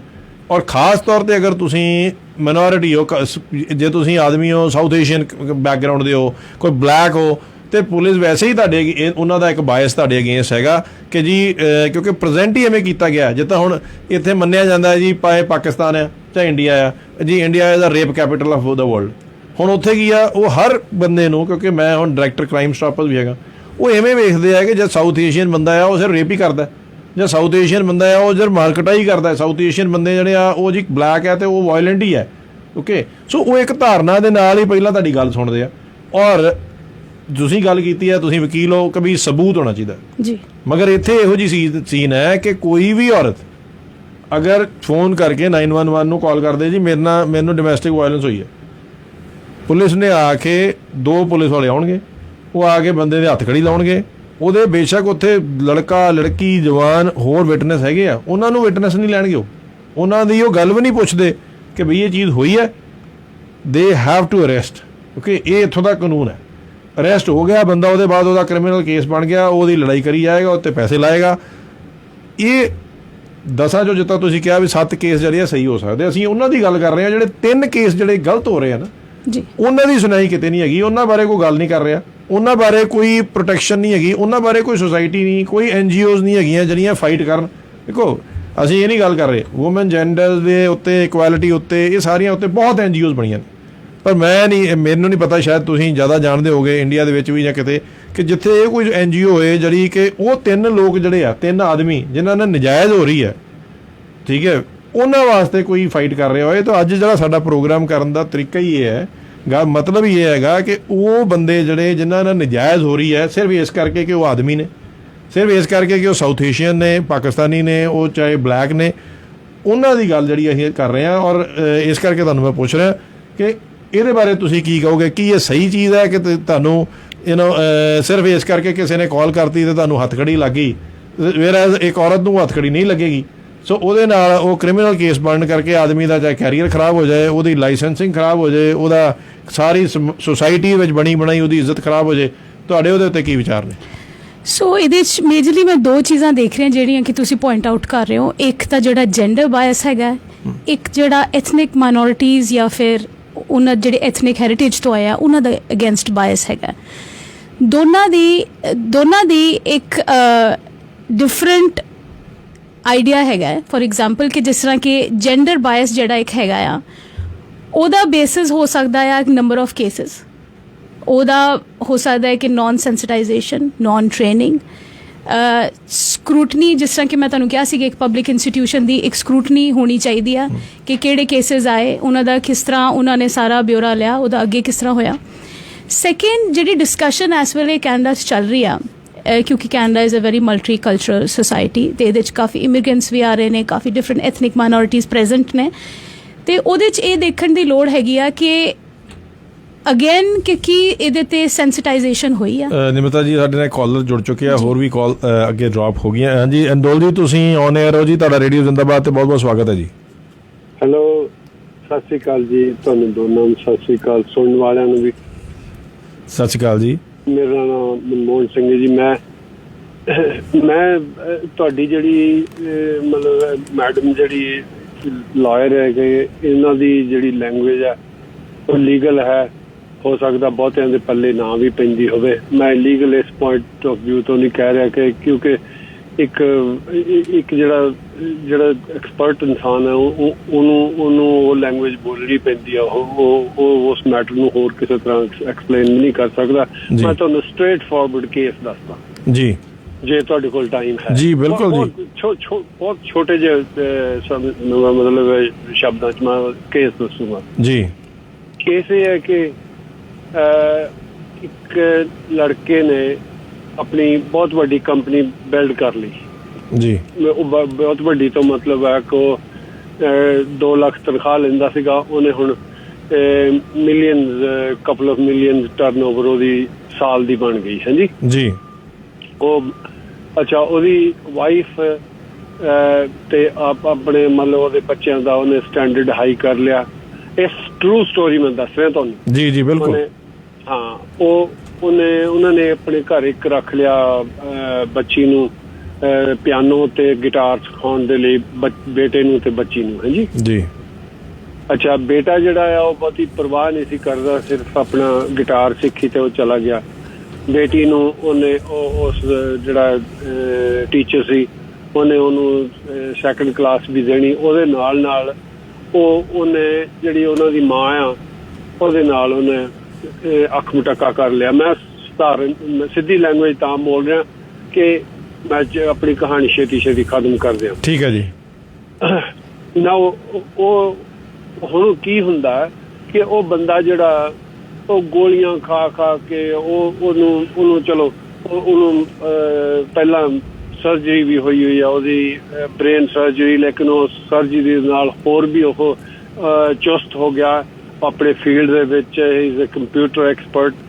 ਉਸ ਬੰਦੇ ਨੇ ਹੋਰ ਵੀ ਕੰਮ ਵਧਾ ਲਿਆ। ਉਹ ਜ਼ਿਆਦਾਤਰ ਆਫਿਸ ਦੇ ਵਿੱਚ ਰਹਿੰਦਾ, ਜਿਹੜੀ ਕੁੜੀ ਹੈ ਉਹਦੀ ਵਾਈਫ ਹੈ ਉਹ ਜ਼ਿਆਦਾਤਰ ਘਰ ਰਹਿਣ ਲੱਗ ਪਈ ਜੀ। ਹੋਇਆ ਗੱਲ ਕੀ ਹੋਈ ਕਿ ਉਹਨੇ ਇੱਕ ਹੋਰ ਕੰਪਨੀ ਖੁਲਾ ਕੇ ਆਪਣੇ ਨਾਂ ਤੇ ਉਹ ਬੰਦੇ ਤੋਂ ਚੋਰੀ ਜਿਹੜੇ ਪੈਸੇ ਸੀ ਉਹ ਟ੍ਰਾਂਸਫਰ ਕਰਨੇ ਸ਼ੁਰੂ ਕਰ ਦਿੱਤੇ ਆਪਣੀ ਕੰਪਨੀ ਦੇ ਵਿੱਚ, ਲੇਕਿਨ ਬੰਦੇ ਦੇ ਨਾਲ ਇੰਨੀ ਲਾਇਲ ਬਣ ਕੇ ਰਹੀ। ਇੱਕ ਦਿਨ ਐਸਾ ਆਇਆ ਕਿ ਉਹਨੇ ਲਗਭਗ ਸਾਰੇ ਪੈਸੇ ਉਹਦੇ ਵਿੱਚ ਟ੍ਰਾਂਸਫਰ ਕਰ ਲਏ। ਘਰ ਤੇ ਵੀ ਲੋਨ ਲੈ ਲਿਆ, ਮਤਲਬ ਇੱਧਰੋਂ ਉੱਧਰੋਂ ਹੋਰ ਲੋਨ ਲੈ ਕੇ ਸਾਰੇ ਉਸ ਕੰਪਨੀ ਦੇ ਵਿੱਚ ਪੈਸੇ ਟ੍ਰਾਂਸਫਰ ਕਰ ਲਏ ਜਿਹੜੀ ਉਹਦੀ ਇਕੱਲੀ ਦੇ ਨਾਂ ਤੇ ਸੀ। ਤੇ ਉਹਨੇ ਕਿਉਂਕਿ ਬੰਦਾ ਉਹਨੂੰ ਟਰਸਟ ਕਰ ਰਿਹਾ, ਉਹ ਇੰਪਲੋਈਜ਼ ਦੀ 17 ਉਹਦੇ ਕੋਲ ਇੰਪਲੋਈ ਆ, ਉਹਨਾਂ ਨੂੰ ਤਨਖਾਹ ਵੀ ਉਹ ਦੇ ਰਹੀ ਆ। ਇਹ ਮਤਲਬ ਉਹਦੇ ਹੱਥ 'ਚ ਸਾਰਾ ਫਾਈਨੈਂਸ ਹੈਗਾ। ਵਾਟ ਹੈਪਨਡ ਵਨ ਡੇ ਕਿ ਉਹ ਮੁੰਡੇ ਨੂੰ ਥੋੜੇ ਜਿਹੇ ਸ਼ੱਕ ਹੋਈ, ਉਹਨੇ ਪਤਾ ਕਰਨ ਦੀ ਕੋਸ਼ਿਸ਼ ਕੀਤੀ। ਹਫ਼ਤਾ 2 ਹਫ਼ਤੇ ਗੁਜ਼ਰ ਗਏ, ਔਰਤ ਨੇ ਘਰ 'ਚ ਕੈਮਰੇ ਲਵਾ ਲਏ। ਉਹ ਹੁਣ ਉਹ ਜਿਹੜਾ ਬੰਦਾ ਹੈ ਉਹ ਕਿੰਨਾ ਕੁ ਚਿਰ ਨੋਰਮਲ ਰਹਿ ਸਕਦਾ। ਉਹਨੂੰ ਖਿੱਚ ਕੇ ਬੋਲਣ ਦੇ ਲਈ ਉਹਨੇ ਉਹਦੇ ਉੱਤੇ ਪੁਲਿਸ ਬੁਲਾ ਲਈ, ਪੁਲਿਸ ਨੇ ਉਹਨੂੰ ਅਰੈਸਟ ਕੀਤਾ। ਜਿਹੜੇ ਪੈਸੇ ਉਹਦੇ ਕੋਲੋਂ ਉਹਦੀ ਦੂਸਰੀ ਕੰਪਨੀ ਦੇ ਵਿੱਚ ਉਹਦੀ ਕੰਪਨੀ 'ਚੋਂ ਟ੍ਰਾਂਸਫਰ ਹੋਏ ਆ। ਵਕੀਲ ਦੇ ਕਹਿਣ ਮੁਤਾਬਕ ਕਿ ਤੂੰ ਕੁਛ ਨਹੀਂ ਕਰ ਸਕੇਗਾ ਕਿਉਂਕਿ ਉਹ ਜਿਹੜੇ ਪੈਸੇ ਆ ਉਹਨੇ ਹੋਰ ਗਾਂ ਆਪਣੀ ਸ਼ਾਇਦ ਮਦਰ ਦੇ ਨਾਂ ਤੇ ਲਵਾ ਦਿੱਤੇ, ਉਹਨਾਂ ਨੂੰ ਤੂੰ ਨਹੀਂ ਰਿਕਵਰ ਕਰ ਸਕੇਗਾ। ਬਿਹਤਰ ਇਹ ਆ ਕਿ ਤੂੰ ਉਹਦੇ ਤੋਂ ਛੇਤੀ ਤੋਂ ਛੇਤੀ ਡਿਵੋਰਸ ਲੈ ਲਾ। ਇਹ ਇਸ ਮੁਲਕ ਦੀ ਗੱਲ ਹੈਗੀ ਹੈ ਜੀ। ਜੀ ਜੀ। ਹੁਣ ਜੇ ਦੇਖੋ, ਜੇ ਸਿਸਟਮ ਵਾਇਸ ਨਹੀਂ ਹੈਗਾ, ਜਿਸ ਦਾ ਜਿਹੜਾ ਤੁਹਾਡਾ ਟੌਪਿਕ ਹੈ ਅੱਜ ਦਾ, ਜੀ ਸਿਸਟਮ ਵਾਇਸ ਹੈ, ਸਿਸਟਮ ਵਾਇਸ। ਉਹ ਲੱਕੀ ਇਸ ਕਰਕੇ ਰਹਿ ਗਿਆ, ਉਹਨੂੰ ਜੇਲ੍ਹ ਇਸ ਕਰਕੇ ਨਹੀਂ ਹੋਈ, ਉਹਨੂੰ ਗਾਲਾਂ ਕੱਢਣ ਦੀ, ਉਹਨੂੰ ਫੜ ਕੇ ਝਿਜੋੜਨ ਦੀ, ਕਿਉਂਕਿ ਉਹਨੇ ਕੈਮਰੇ ਦੇ ਸਾਹਮਣੇ ਉਹਨੂੰ ਲੈ ਗਈ ਉੱਥੇ, ਉਹਨੂੰ ਝਿਜੋੜਿਆ ਕਿ ਕਿਉਂਕਿ ਉਹਦੇ ਉੱਤੇ ਕਿਹੜਾ ਅਸੌਲਟ ਦਾ ਪਤਾ ਨਹੀਂ ਕੋਈ ਕੇਸ ਲਵਾਇਆ। ਜਿਹੜੀ ਲੇਡੀ ਹੈਗੀ ਹੈ ਤੁਹਾਡੇ ਕੋਲ ਬੈਠੀ ਆ, ਉਹਨਾਂ ਨੂੰ ਉਹਦੀ ਲੈਂਗੁਏਜ ਦਾ ਵੀ ਪਤਾ ਹੋਣਾ ਕਿ ਕਿਹੜਾ ਉਹ ਅਸੌਲਟ ਦਾ ਕੇਸ, ਫਿਜ਼ੀਕਲ ਵਾਇਲੈਂਸ ਕੋਈ ਜੀ, ਉਹ ਕੇਸ ਲਗਵਾ ਕੇ ਕੋਵਿਡ ਦਾ ਕਰਕੇ ਉਹਦੀ ਅਪੀਅਰੈਂਸ ਨਹੀਂ ਹੋਈ ਕੋਰਟ ਦੇ ਵਿੱਚ। ਉਹਨੂੰ ਜੱਜ ਲੇਡੀ ਸੀ, ਉਹਨੇ ਉਹਨੂੰ ਛੱਡ ਦਿੱਤਾ, ਫ੍ਰੀ ਕਰ ਦਿੱਤਾ। ਲੇਕਿਨ ਉਹ ਬੰਦਾ ਕੁਛ ਵੀ ਨਹੀਂ ਕਰ ਸਕਦਾ। ਉਹਦੀ ਵਾਈਫ ਵੀ ਗਈ, ਉਹਦੀ ਇੱਜ਼ਤ ਵੀ ਗਈ, ਉਹਦੇ ਪੈਸੇ ਵੀ ਗਏ। ਬੱਚੇ ਜਿਹੜੇ ਆ ਉਹ ਲਗਭਗ, ਕਿਉਂਕਿ ਘਰ ਦੇ ਵਿੱਚ ਜਦੋਂ ਟੈਨਸ਼ਨ ਰਵੇ ਤੇ ਬੱਚੇ ਦੁੱਖ ਮਹਿਸੂਸ ਕਰਦੇ ਹੀ ਆ, ਉਹ ਬਾਗੀ ਹੋ ਗਏ। ਉਹ ਵਿਚਾਰਾ ਸਾਰਾ ਉੱਜੜ ਗਿਆ। ਪੈਸੇ ਉਸ ਔਰਤ ਦੇ ਕੋਲ ਹੈ, ਉਹ ਇਸ ਵੇਲੇ ਜਿਹੋ ਜਿਹੇ ਤਰੀਕੇ ਨਾਲ ਕਾਰ ਨਵੀਂ ਲੈ ਲਈ, ਘਰ ਵੀ ਵੇਚ ਦਿੱਤਾ, ਉਹ ਵੇਚ ਕੇ ਉਹ ਰੈਂਟਲ ਹਾਊਸ ਦੇ ਵਿੱਚ ਰਹਿ ਰਹੀ ਆ, ਜਦ ਕਿ ਉਹ ਬੰਦਾ ਪੈਨੀਲੈਸ ਹੋ ਗਿਆ। ਠੀਕ ਹੈ ਜੀ। ਮੈਂ ਤੁਹਾਨੂੰ ਇਹ ਕੇਸ ਤਾਂ ਰੱਖਿਆ ਕਿ ਮੈਂ ਪ੍ਰੂਫ ਕਰ ਸਕਦਾ ਕਿ ਇੱਥੇ ਵਾਇਸ ਹੈ, ਸਿਸਟਮ ਵਾਇਸ ਹੈ। ਮੈਂ ਜਿੱਦਾਂ ਲੇਡੀ ਨੇ ਦੱਸਿਆ ਕਿ 7% ਮਤਲਬ ਸੌਰੀ ਕਿ 7 ਔਰਤਾਂ 10 ਦੇ ਵਿੱਚੋਂ ਸਫਰ ਕਰਦੀਆਂ ਜੀ। ਜੋ ਮੈਂ ਦੇਖ ਰਿਹਾ ਜੀ, ਇਹ ਆਮ ਤੌਰ ਤੇ ਔਰਤਾਂ ਹਨ ਜਿਹੜੀਆਂ ਦੂਜਾ ਵਿਆਹ ਕਰਾਉਂਦੀਆਂ, ਮਤਲਬ ਮਰਦ ਨੂੰ ਤੰਗ ਕਰਕੇ ਉਹਨੂੰ ਔਰਤ, ਆਮ ਤੌਰ ਤੇ ਮਾਵਾਂ ਤੇ ਧੀਆਂ ਜਦੋਂ ਇਕੱਠੀਆਂ ਰਲਦੀਆਂ ਉਹ ਇਹਨਾਂ ਚੀਜ਼ਾਂ ਨੂੰ ਡਿਸਟਰੋਏ ਕਰਦੀਆਂ ਔਰ ਉਹਨਾਂ ਦੇ ਹੱਕ ਦੇ ਵਿੱਚ ਸਿਸਟਮ ਹੈਗਾ। ਠੀਕ ਹੈ ਜੀ, ਥੈਂਕ ਯੂ ਸੋ ਮਚ। ਤੁਸੀਂ ਜਿਹੜੀ ਕਾਲ ਕੀਤੀ ਆ, ਮੈਂ ਜਿਹੜੀ ਜਿੱਥੋਂ ਤੱਕ ਤੁਹਾਡੀ ਜਿਹੜੀ ਗੱਲ ਸੀਗੀ, ਉਹ ਕਈ ਐਸੇ ਕੇਸ ਨੇ, ਇੱਕ ਕੇਸ ਨਹੀਂ ਹੈਗਾ। ਕੈਨੇਡਾ ਦੇ ਵਿੱਚ ਬਹੁਤ ਸਾਰੇ ਐਸੇ ਕੇਸ ਹੈ ਜਿੱਥੇ ਕਿ ਨਜਾਇਜ਼ ਜਿਹੜਾ ਬਾਇਸ ਹੈਗਾ, ਜਿਹੜਾ ਲੋਕ ਆਦਮੀਆਂ ਦੇ ਅਗੇਂਸਟ ਹੈਗਾ, ਉਹਦਾ ਫਾਇਦਾ ਵੀ ਲੋਕ ਲੈਂਦੇ ਆ। ਮਗਰ ਮੈਂ ਇਸ ਚੀਜ਼ ਨਾਲ ਸਹਿਮਤ ਨਹੀਂ ਹੈਗਾ ਕਿ ਹਰ ਮਾਂ ਜਾਂ ਹਰ ਔਰਤ ਜਿਹੜੀ ਐਵੇਂ ਕਰਦੀ ਆ। ਡੈਫੀਨੇਟਲੀ ਅਗਰ ਮਦਰ ਕਿਸੇ ਦੀ ਸਿਆਣੀ ਆ, ਉਹਨੂੰ ਜ਼ਰੂਰ ਚੰਗੀ ਮੱਤ ਦੇਏਗੀ। ਇਹ ਫੈਮਿਲੀ ਦੀ ਵੈਲਿਊਜ਼ ਉੱਤੇ ਡਿਪੈਂਡ ਕਰਦਾ। ਪਰ ਜਿੱਥੇ ਵੈਲਿਊ ਜਿਹੜੀ ਆ ਨਹੀਂ ਹੈਗੀ, ਜਿੱਥੇ ਕਈ ਵਾਰ ਮਾਂ ਬਾਪ ਹੀ ਜਿਹੜੇ ਆ ਉਹੀ ਜਿਹੜਾ ਆ ਉਹ ਨਾਲ ਰਲ ਜਾਂਦੇ ਆ। ਔਰ ਨਿਮਰਤਾ ਜੀ, ਸ਼ਾਇਦ ਤੁਸੀਂ ਇਹੋ ਜਿਹੇ ਕਈ ਕੇਸ ਵੇਖੇ ਹੋਣਗੇ ਜਿੱਥੇ ਕਿ ਸਹੀ ਸਲਾਹ ਦੇਣ ਦੀ ਬਜਾਏ ਜਿਹੜੀ ਆ ਉਹ ਬੰਦੇ ਨੂੰ, ਕਿਸੇ ਲੜਕੀ ਨੂੰ ਇਹ ਵੀ ਕਹਿ ਦਿੱਤਾ ਜਾਂਦਾ ਕੋਈ ਨਹੀਂ ਇੱਥੇ ਕੇਸ ਪਵਾ ਦੇ, ਤੁਸੀਂ ਜਿਹੜਾ ਆਹ ਚਾਰਜ ਲਵਾ ਦਿਓ। ਇਹ ਵੀ ਕੇਸ ਜਿਹੜੇ ਆ ਬੜੀ ਵਾਰੀ ਆਉਂਦੇ ਆ। ਉੱਥੇ ਕੀ ਤੁਹਾਡੇ ਵਿਚਾਰ ਹੈਗੇ ਆ ਔਨ ਦੋਜ਼ ਪੇਰੈਂਟਸ? ਦੇਖੋ, ਟੂ ਬੀ ਵੈਰੀ ਫੇਅਰ, ਇਹ ਚੀਜ਼ਾਂ ਦੋਨੋਂ ਸਾਈਡ ਤੇ ਹੁੰਦੀਆਂ ਨੇ ਕਈ, ਕਿਉਂਕਿ ਪੇਰੈਂਟਸ ਦੋਨੋਂ ਸਾਈਡ ਤੇ ਵੀ ਹੋ ਸਕਦੇ ਨੇ, ਮਾੜੇ ਸਲਾਹਕਾਰ ਦੋਨੋਂ ਸਾਈਡ ਤੇ ਹੋ ਸਕਦੇ ਨੇ, ਚੰਗੇ ਸਲਾਹਕਾਰ ਵੀ ਦੋਨੋਂ ਸਾਈਡ ਤੇ ਹੋ ਸਕਦੇ ਆ, ਕੋਈ ਵਿਚੋਲੇ ਵੀ ਚੰਗੇ ਹੋ ਸਕਦੇ ਆ। ਸੋ ਇਹਨੂੰ ਜਨਰਲਾਈਜ਼ ਨਾ ਕਰਦੇ ਹੋਏ ਮੈਨੂੰ ਲੱਗਦਾ ਹੈ ਕਿ ਜ਼ਰੂਰ ਦੋਨੋਂ ਸਾਈਡਸ ਤੇ ਇਹੋ ਜਿਹੇ ਕੇਸਿਸ ਹੁੰਦੇ ਨੇ ਜਿੱਥੇ ਮਾੜੀ ਸਲਾਹ ਵੀ ਦਿੰਦੇ ਨੇ, ਉਹ ਚੀਜ਼ਾਂ ਫੋਲੋ ਅਪ ਕਰਦੀਆਂ ਨੇ। ਲੇਕਿਨ ਡੈਫੀਨੇਟਲੀ ਇਟਸ ਵੈਰੀ ਅਨਫੋਰਚੂਨੇਟ, ਕਿਉਂਕਿ ਤੁਹਾਡਾ ਮੈਟਰੀਮੋਨੀਅਲ ਸਾਰਾ ਹੋਮ ਜਿਹੜਾ ਸਾਰਾ ਕੁਛ ਹੈਗਾ ਉਹ it undergoes a very difficult time. ਹਾਂਜੀ ਹਾਂਜੀ, ਬਿਲਕੁਲ। ਇੱਥੇ ਨਾਲ ਅਸੀਂ ਨਿਮਰਤਾ ਜੀ ਗੱਲ ਇਹ ਕਰਨੀ ਹੈ ਕਿ ਅਸੀਂ ਗੱਲ ਉਹ ਕਰਨੀ ਹੈ ਜਿਹੜੀ ਸੁਸਾਇਟੀ ਵਿੱਚ ਇਸ ਵੇਲੇ ਚੱਲ ਰਹੀ ਹੈ। ਵੇਖੋ, ਇੱਥੇ ਬਹੁਤ ਸਾਰੇ ਜਿਹੜੇ ਆ, ਤੁਸੀਂ ਵੀ ਵਕੀਲ ਹੋ, ਲਾਈਵ ਐਗਜ਼ਾਮਪਲ ਦੇ ਰਿਹਾ ਆ ਕਿ ਕਿਤੇ ਜਿੱਥੇ ਵੀ ਵਕੀਲ ਜਿਹੜਾ ਆ ਉਹ ਆਦਮੀ ਹੈ, ਬਹੁਤ ਵਾਰੀ ਇੱਥੇ ਆਦਮੀ ਜਿਹੜੇ ਆ ਉਹ ਵਕੀਲ ਕੋਸ਼ਿਸ਼ ਕਰਦੇ ਆ ਲੈਣ ਦੀ ਕਿ ਇੱਕ ਔਰਤ ਨੂੰ ਵਕੀਲ ਲਿਆ ਜਾਏ, ਕਿਉਂਕਿ ਉਹ ਬੈਲੈਂਸ ਬਣਾਉਣ ਦੀ ਕੋਸ਼ਿਸ਼ ਕਰਦੇ ਆ ਤਾਂ ਕਿ ਜੇ ਜੱਜ ਵੀ ਸਪੋਜ਼ ਆਦਮੀ ਹੋਇਆ ਔਰ ਤੁਸੀਂ ਵਕੀਲ ਵੀ ਆਦਮੀ ਇੱਕ ਲੈ ਲਿਆ, ਉਹ ਪ੍ਰੈਸ਼ਰ ਇੱਕ ਜਿਹੜਾ ਤੁਹਾਡੇ ਵਕੀਲ ਦੇ ਉੱਤੇ ਵੀ ਬਣਦਾ, ਤੁਹਾਡੇ ਜੱਜ ਉੱਤੇ ਵੀ ਬਣਦਾ। ਤੁਹਾਨੂੰ ਇੱਕ ਬੈਲੈਂਸ ਜਿਹੜੀ ਜਸਟਿਸ ਜਿਹੜਾ ਆ ਕਈ ਕੇਸਿਸ ਵਿੱਚ ਜਿਹੜਾ ਨਹੀਂ ਮਿਲਦਾ। ਤੁਸੀਂ ਇਹ ਕਿਤੇ ਐਕਸਪੀਰੀਅੰਸ ਕੀਤਾ ਹੈ ਕਿ ਜਿੱਥੇ ਇਹ ਵਕੀਲ ਚੋਣ ਕਰਨ ਲੱਗਿਆ ਵੀ ਜਿਹੜਾ ਆਦਮੀ ਹੈ ਉਹ ਇਹ ਡਿਸਾਈਡ ਕਰਦੇ ਆ ਕਿ ਕਿਹੜਾ ਜੈਂਡਰ ਜਿਹੜਾ ਉਹ ਮੇਰਾ ਵਕੀਲ ਹੋਏ? ਦੇਖੋ colonel Sahib, I don't directly believe in that. ਮੈਨੂੰ ਇਸ ਤਰ੍ਹਾਂ ਲੱਗਦਾ ਕਿ ਹਮੇਸ਼ਾ ਵਕੀਲ ਉਹ ਚੂਜ਼ ਕਰਦੇ ਨੇ ਜਿਹਦੀ ਕਾਬਲੀਅਤ ਤੇ ਜਿਹੜੀ ਵੀ ਤੁਹਾਡੇ ਕਲਾਇੰਟ ਨੇ ਉਹਨਾਂ ਨੂੰ ਭਰੋਸਾ ਹੋਏ, ਜਿਨ੍ਹਾਂ ਦੀ ਇੱਕ ਅੱਛੀ ਇੰਟੈਗ੍ਰਿਟੀ ਸੁਸਾਇਟੀ ਦੇ ਵਿੱਚ ਹੋਏ। ਜੇ ਚੀਜ਼ਾਂ ਕਿ ਕੋਈ ਵੇ ਕਰਦੀਆਂ ਨੇ, but at the end of the day ਜਿਹੜਾ ਕਿ ਤੁਹਾਡਾ ਬੈਂਚ ਹੋਏਗਾ, ਤੁਹਾਡੇ ਜਿਹੜੇ ਕੋਰਟ ਹੋਏਗੀ, ਉਹ at the end of the day facts ਦੇ ਉੱਤੇ, ਐਵੀਡੈਂਸ ਦੇ ਉੱਤੇ ਦੇਖੇਗਾ, ਨਾ ਕਿ ਕਿਹੜਾ ਜੈਂਡਰ ਰਿਪਰੈਜ਼ੈਂਟ ਕਰ ਰਿਹਾ ਜਾਂ ਕਿਹੜੇ ਜੈਂਡਰ ਵੱਲੋਂ ਰਿਪਰੈਜ਼ੈਂਟ ਹੋਇਆ ਜਾ ਰਿਹਾ। I have full faith in the judicial system ਕਿ ਜਿਹੜਾ ਸਾਡਾ ਲਾਅ ਹੈਗਾ, ਜਿਹੜੇ ਸਾਡੇ ਕੇਸਿਸ ਹੈਗੇ ਨੇ, ਜਿਹੜੇ ਸਾਡੇ ਲੀਗਲ ਪ੍ਰੋਫੈਸ਼ਨ ਦੇ ਲੋਕ ਹੈਗੇ ਨੇ, ਐਟਲੀਸਟ ਉਹ ਐਵੀਡੈਂਸ ਦੇ ਆਧਾਰ 'ਤੇ, ਪੇਪਰ ਵਰਕ ਦੇ ਆਧਾਰ 'ਤੇ ਮੇਜਰਲੀ ਚੱਲਦੇ ਨੇ। ਡੈਫੀਨੇਟਲੀ ਮੈਂ ਅੰਡਰਸਟੈਂਡ ਕਰਦੀ ਹਾਂ ਕਿ ਕਿਤੇ ਨਾ ਕਿਤੇ ਪਬਲਿਕ ਇੰਸਟੀਟਿਊਸ਼ਨ, ਪੁਲਿਸ ਤੋਂ ਇਨੀਸ਼ੀਅਲ ਸਟੇਟਮੈਂਟਸ, ਹੋਰ ਸਾਰਿਆਂ 'ਚ ਜੇ ਕਿਤੇ ਕਈ ਵਾਰੀ ਫਾਲਟ ਰਹਿ ਜਾਂਦੀ ਆ, ਉਹ ਫਿਰ ਸਾਰੇ ਸਿਸਟਮ ਨੂੰ ਅਫੈਕਟ ਕਰਦੀ ਆ। ਬਟ ਅਦਰਵਾਈਜ਼ ਮੈਨੂੰ ਲੱਗਦਾ ਹੈ ਕਿ ਲਾਇਰ ਦੀ ਕ੍ਰੈਡੀਬਿਲਿਟੀ, ਲਾਇਰ ਦੀ ਇੰਟੈਗ੍ਰਿਟੀ ਅਤੇ ਲਾਇਰ ਦੀ ਨੌਲੇਜ ਦੇ ਬੇਸ 'ਤੇ ਉਹਨੂੰ ਇੰਗੇਜ ਕੀਤਾ ਜਾਂਦਾ ਹੈ। ਮੈਂ ਹੁਣ ਇੱਥੇ ਇੱਕ ਗੱਲ ਕਰਨਾ ਚਾਹੁੰਦਾ ਕਿ ਇਹ ਦੱਸੋ ਕਿ ਇੱਕ ਫੈਮਿਲੀ ਦੇ ਵਿੱਚ ਜਿਹੜੇ ਅਸੀਂ ਕੇਸ ਜਿਨ੍ਹਾਂ ਦੀ ਗੱਲ ਕਰਦੇ ਹਾਂ, ਸਭ ਤੋਂ ਜ਼ਿਆਦਾ ਅਗਰ ਕੋਈ ਲਾਈਵ ਵਿਟਨੈਸ ਹੁੰਦੇ ਆ ਤੇ ਉਹ ਕਿਸੇ ਵੀ ਕੇਸ ਦੇ ਵਿੱਚ ਉਹਦੇ ਬੱਚੇ ਹੁੰਦੇ ਆ। ਸੋ ਇੱਥੇ ਜਿਹੜੀ ਲਾਅ ਆ ਜਾਂ ਜੱਜ ਜਿਹੜੇ ਨੇ ਜਾਂ ਪੁਲਿਸ ਜਿਹੜੀ ਆ, ਉਹ ਫਿਰ ਜਿਹੜਾ ਐਜ਼ ਅ ਲਾਈਵ ਵਿਟਨੈਸ ਕਿਉਂ ਜਿਹੜੀ ਆ ਉਹ ਬੱਚਿਆਂ ਨੂੰ ਐਜ਼ ਅ ਵਿਟਨੈਸ ਨਹੀਂ ਯੂਜ਼ ਕਰਦੀ? ਕਿਉਂ ਉਹਨਾਂ ਦੀ ਜਿਹੜੀ ਸਟੇਟਮੈਂਟਸ ਦੀ ਕੋਈ ਵੈਲਿਊ ਨਹੀਂ ਹੈ, ਚਾਹੇ ਉਹ ਬੱਚੇ ਛੋਟੇ ਨੇ, ਚਾਹੇ ਉਹ ਬੱਚੇ ਅਡਲਟ ਨੇ? ਸੋ ਸਿਰਫ ਇੱਕ ਪਾਰਟੀ ਦੇ ਕਹਿਣ ਦੇ ਉੱਤੇ ਅਸੀਂ ਉਹ ਸਿਰਫ ਉਹਨਾਂ ਕੇਸਿਸ ਦੀ ਗੱਲ ਕਰ ਰਹੇ ਹਾਂ ਜਿਨ੍ਹਾਂ ਨਾਲ ਨਜਾਇਜ਼ ਹੋ ਰਹੀ ਹੈ।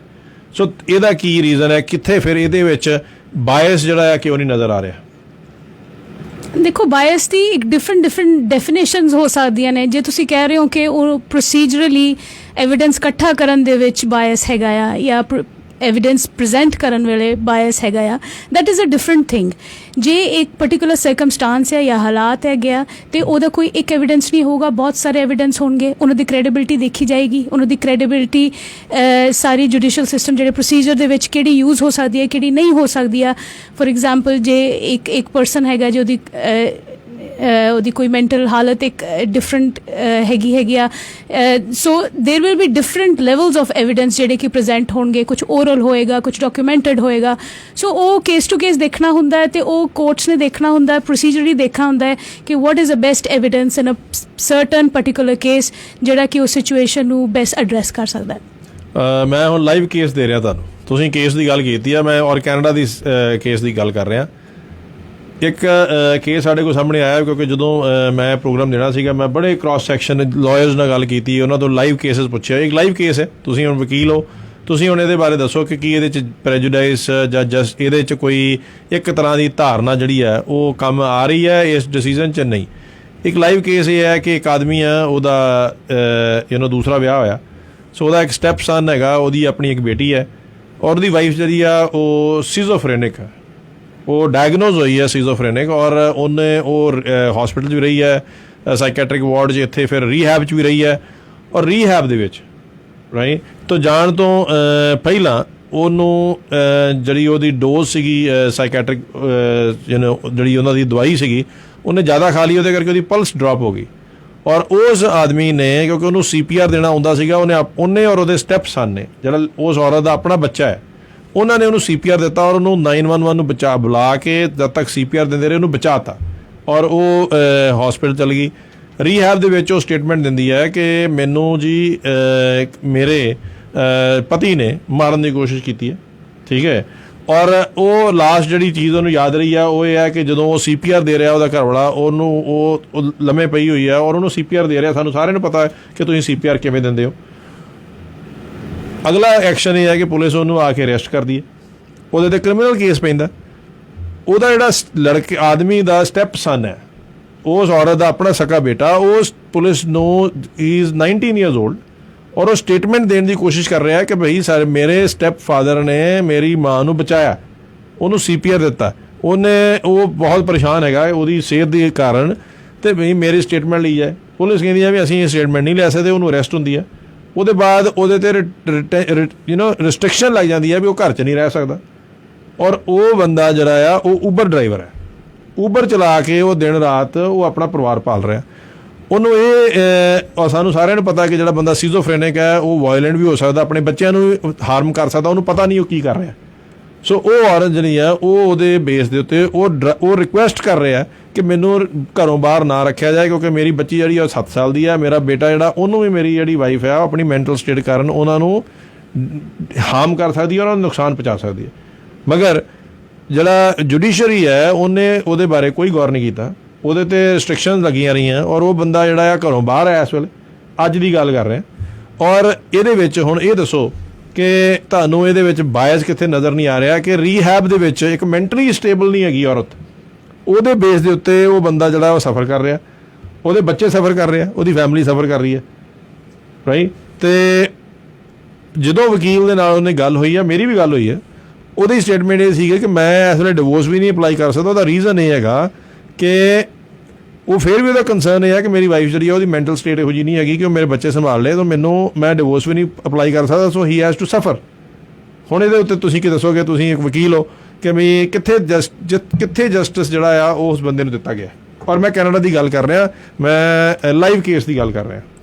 ਸੋ ਪਹਿਲੀ ਗੱਲ ਮੈਂ ਇਹ ਕਹਿਣਾ ਚਾਹੂੰਗੀ ਕਿ ਜੀ whatever I speak on this show, ਇਹ ਕੋਈ ਲੀਗਲ ਐਡਵਾਈਸ ਨਹੀਂ ਹੈਗੀ ਆ। ਅਸੀਂ ਇਹ ਬਿਲਕੁਲ ਤੁਹਾਡੇ ਪਰਸਨਲ ਓਪੀਨੀਅਨ ਨੇ, it's not a legal advice. ਅਸੀਂ ਤੁਹਾਡੇ ਕੋਲ ਐਜ਼ ਅ ਵਕੀਲ ਨਹੀਂ ਸਲਾਹ ਲੈ ਰਹੇ, ਅਸੀਂ ਇੱਕ ਤੁਹਾਡਾ ਐਕਸਪੀਰੀਅੰਸ ਪੁੱਛ ਰਹੇ ਹਾਂ ਇਹਦੇ ਕੇਸ ਵਿੱਚ। ਬਿਕੋਜ਼ ਆਈਡੀਅਲੀ ਮੈਨੂੰ ਇਹ ਲੱਗਦਾ ਹੈ ਕਿ ਹਰ ਚੀਜ਼ ਕਾਗਜ਼ ਦੇਖ ਕੇ, ਐਵੀਡੈਂਸ ਦੇਖ ਕੇ ਕੀ ਹੋਇਆ ਸੀ, ਐਜ਼ ਅ ਜ਼ਿੰਮੇਵਾਰ ਲਾਇਰ ਮੈਂ ਹਰ ਚੀਜ਼ ਨੂੰ ਕਾਗਜ਼ਾਂ ਦੇ ਬੇਸ 'ਤੇ ਦੇਖਦੀ ਹਾਂ।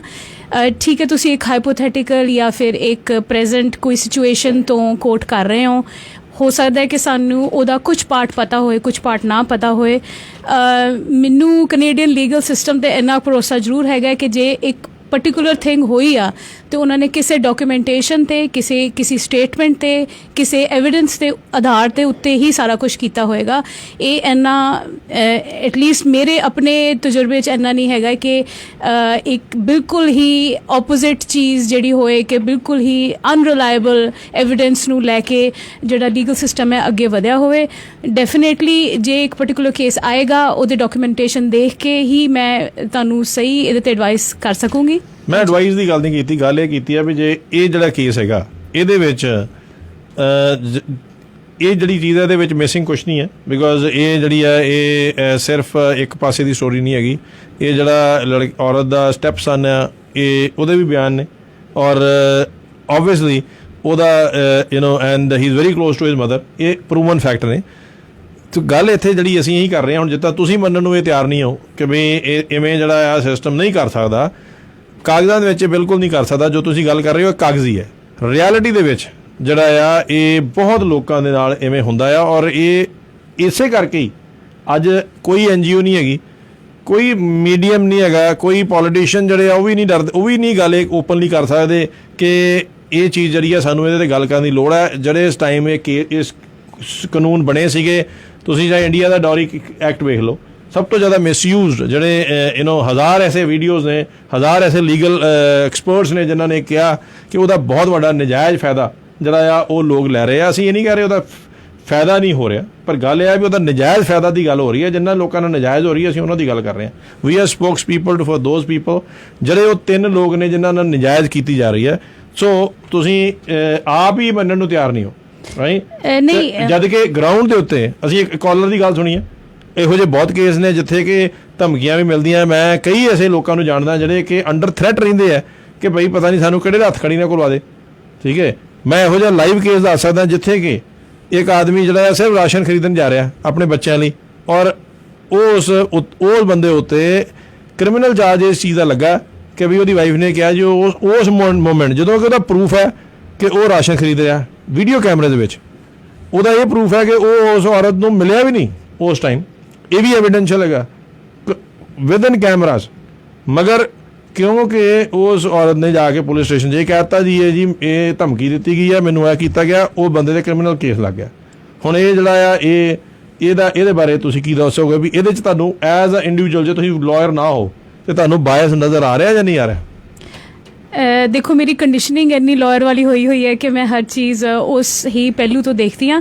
ਇੱਕ ਚੀਜ਼ ਅਸੀਂ ਪਹਿਲਾਂ ਗੱਲ ਕਰ ਰਹੇ ਸੀ ਜਦੋਂ ਕਿ ਕਾਲਰ ਤੁਹਾਨੂੰ ਕਾਲ ਆਈ ਹੈ, ਉਹ ਸੀਗੀ ਐਥਨਿਕ ਮਾਈਨੋਰਿਟੀਜ਼ ਦੇ ਬਾਇਸ ਬਾਰੇ ਜੀ। ਸੋ ਉਹ ਕਿਤੇ ਨਾ ਕਿਤੇ ਡਿਸਕਸ਼ਨ ਰਹਿ ਗਈ ਸੀ ਤੇ ਮੈਨੂੰ ਲੱਗਦਾ ਕਿ ਉਹ ਬਹੁਤ ਇੰਪੋਰਟੈਂਟ ਇੱਕ ਡਿਸਕਸ਼ਨ ਹੈਗੀ ਆ।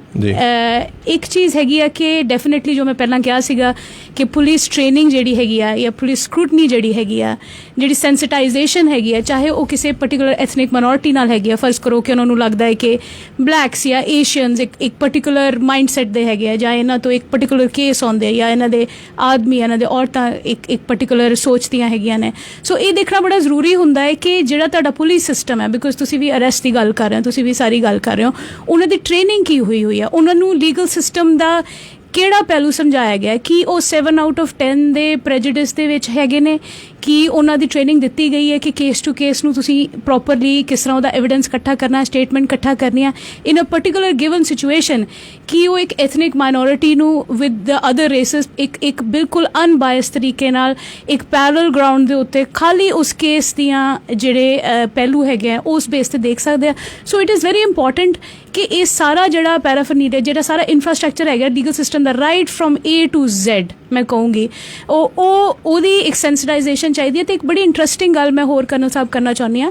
ਲਾਸਟ ਈਅਰ ਸਾਡੇ ਜਿਹੜੇ ਚੀਫ ਜਸਟਿਸ ਹੈਗੇ ਸੁਪਰੀਮ ਕੋਰਟ ਆਫ ਕੈਨੇਡਾ ਦੇ ਜਸਟਿਸ ਰਿਚਰਡ ਵੈਗਨਰ, ਉਹਨਾਂ ਨੂੰ ਵੀ ਕੁਛ ਇਸ ਤਰ੍ਹਾਂ ਦੀਆਂ ਗੱਲਾਂ ਪੁੱਛੀਆਂ ਗਈਆਂ ਸੀਗੀਆਂ ਤੇ ਉਹਨਾਂ ਨੇ ਇੱਕ ਬੜਾ ਇੰਟਰਸਟਿੰਗ ਪੁਆਇੰਟ ਰੇਜ਼ ਕੀਤਾ ਸੀ of lack of diversity. Lack of diversity ਦਾ ਇਹ ਗੱਲ ਹੈਗੀ ਹੈ ਕਿ ਹਰ ਇੰਸਟੀਟਿਊਸ਼ਨ ਦੇ ਵਿੱਚ ਹਰ ਐਥਨਿਕ ਮਾਈਨੋਰਿਟੀ ਦਾ, ਹਰ ਰੇਸ ਦਾ, ਹਰ ਕਿਸਮ ਦਾ ਇਨਸਾਨ ਇੱਕ ਪਰਟੀਕੂਲਰ ਪੋਜੀਸ਼ਨ ਦੇ ਇੱਕ ਆਫਿਸਰ ਹੋਣਾ ਚਾਹੀਦਾ, ਤਾਂ ਕਿ ਵਿਦਨ ਇੰਸਟੀਟਿਊਸ਼ਨਸ ਵੀ, within the judicial or the legal system ਇੱਕ ਸੈਂਸਿਟਾਈਜ਼ੇਸ਼ਨ ਹੋਏ, ਕਿ ਉਹਨਾਂ ਨੂੰ ਪਤਾ ਹੋਏ ਕਿ ਹਾਂਜੀ ਜੇ ਇਹ ਸੁਸਾਇਟੀ ਹੈਗੀ, ਜੇ ਇਹ ਪਰਟੀਕੂਲਰ ਮਾਈਨੋਰਿਟੀ ਹੈਗੀ ਆ, ਇਹ ਕਮਿਊਨਿਟੀ ਹੈਗੀ ਆ, ਇਹਨਾਂ ਦੇ 100% ਮੈਨ ਵਾਇਲੈਂਟ ਨਹੀਂ ਹੈਗੇ। ਫੋਰ ਐਗਜ਼ਾਮਪਲ ਮੈਂ ਇੱਕ ਐਗਜ਼ਾਮਪਲ ਦੇ ਤੌਰ ਤੇ ਦੱਸ ਰਹੀ ਹਾਂ।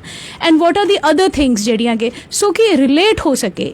ਸੋ ਮਲਟੀ ਕਲਚਰਲ ਕੈਨੇਡੀਅਨ ਸੁਸਾਇਟੀ ਦੇ ਵਿੱਚ ਜਿੱਥੇ ਇੰਨੇ ਇਮੀਗ੍ਰੈਂਟਸ ਨੇ, ਜਿੱਥੇ ਇੰਨੇ ਐਥਨਿਕ ਮਾਈਨੋਰਿਟੀਜ਼ ਨੇ, ਐਂਡ ਆਈ ਟੋਟਲੀ ਅਗਰੀ ਜੋ ਜਸਟਿਸ ਵੈਗਨਰ ਨੇ ਕਿਹਾ ਹੈ ਕਿ ਇੱਕ lack of diversity in police, in the legal system ਵੀ ਸਾਨੂੰ ਕਿਤੇ ਨਾ ਕਿਤੇ ਅਫੈਕਟ ਕਰ ਰਹੀ ਹੈ। ਬਿਲਕੁਲ ਤੁਸੀਂ ਗੱਲ ਸਹੀ ਕੀਤੀ ਹੈ, ਮਗਰ ਵੇਖੋ ਮੈਂ ਤੁਹਾਨੂੰ ਇਹ ਦੱਸ ਰਿਹਾ ਜਿੱਥੋਂ ਤੱਕ ਇੱਥੋਂ ਦੀ ਪੁਲਿਸ ਦਾ ਟ੍ਰੇਨਿੰਗ ਦਾ ਸਵਾਲ ਹੈ, ਔਨ ਪੇਪਰ ਹਰ ਜਗ੍ਹਾ 'ਤੇ ਪੁਲਿਸ ਨੂੰ ਟ੍ਰੇਨ ਕੀਤਾ ਜਾਂਦਾ ਇਸੇ ਤਰੀਕੇ ਦੇ ਨਾਲ, ਔਰ ਉਹਨਾਂ ਦਾ ਕੋਈ ਪੇਪਰਾਂ ਦੇ ਵਿੱਚ, ਟ੍ਰੇਨਿੰਗ ਦੇ ਵਿੱਚ ਨਾ ਦੇ ਲਾਇਰਸ ਦਾ ਕੋਈ ਪ੍ਰੈਜੁਡਾਈਸ ਉਹਨਾਂ ਨੂੰ ਸ਼ੋਅ ਕੀਤਾ ਜਾਂਦਾ, ਨਾ ਉਹਨਾਂ ਨੂੰ ਕਲੀਅਰਲੀ ਦੱਸਿਆ ਜਾਂਦਾ। ਪਰ ਗੱਲ ਇੱਥੇ ਆ ਰਹੀ ਹੈ ਅਬਾਊਟ ਹਿਊਮਨ ਨੇਚਰ, ਇੱਕ ਨੇਚਰ ਬਣ ਚੁੱਕੀ ਹੈ। ਮੈਂ ਇੱਕ ਉਦਾਹਰਨ ਦੇ ਰਿਹਾ, ਬਾਇਸ ਕਿੱਥੇ ਹੈਗਾ। ਜਿਹੜੀਆਂ ਇੱਥੇ ਚਿਲਡਰਨ ਕੇਅਰ ਵਾਲੀਆਂ ਸੁਸਾਇਟੀਜ਼ ਦਾ ਇੱਕ ਮੈਂ ਲਾਈਵ ਕੇਸ ਡਿਸਕਸ ਕਰ ਰਿਹਾ, ਔਰ ਸਾਰੇ ਕੇਸ ਜਿਹੜੇ ਆ ਇਹ ਮੈਂ ਵਕੀਲਾਂ ਤੋਂ ਲੈ ਕੇ ਆਇਆ, ਜਿੱਥੇ ਕਿ ਇੱਕ ਆਦਮੀ ਜਿਹੜਾ ਆ ਉਹ ਬੱਚੇ ਜਿਹੜੇ ਆ ਉਹਨਾਂ ਨੇ, ਬੱਚੇ ਛੋਟੇ ਨੇ ਔਰ ਬੱਚੇ ਜਿਹੜੇ ਆ ਉਹਦੇ ਫਾਦਰ ਦੇ ਨਾਲ ਹੀ ਉਹ ਰਹਿ ਰਹੇ ਨੇ। ਉਹਨਾਂ ਨੇ ਆਪਟ ਕੀਤਾ ਹੈ ਕਿ ਵੀ ਉਹਨਾਂ ਨੇ ਮਦਰ ਨਾਲ ਨਹੀਂ ਰਹਿਣਾ। ਠੀਕ ਹੈ ਜੀ। ਹਰ ਸੁਸਾਇਟੀ ਜਿਹੜੀ ਇੱਥੇ, ਚਾਹੇ ਚਿਲਡਰਨ ਵੈਲਫੇਅਰ ਸੁਸਾਇਟੀ ਹੈ ਚਾਹੇ ਕੋਈ ਵੀ ਆ, ਉਹ ਸਭ ਤੋਂ ਪਹਿਲਾਂ ਮਦਰ ਨੂੰ ਕਾਲ ਕਰ ਰਹੀ ਹੈ।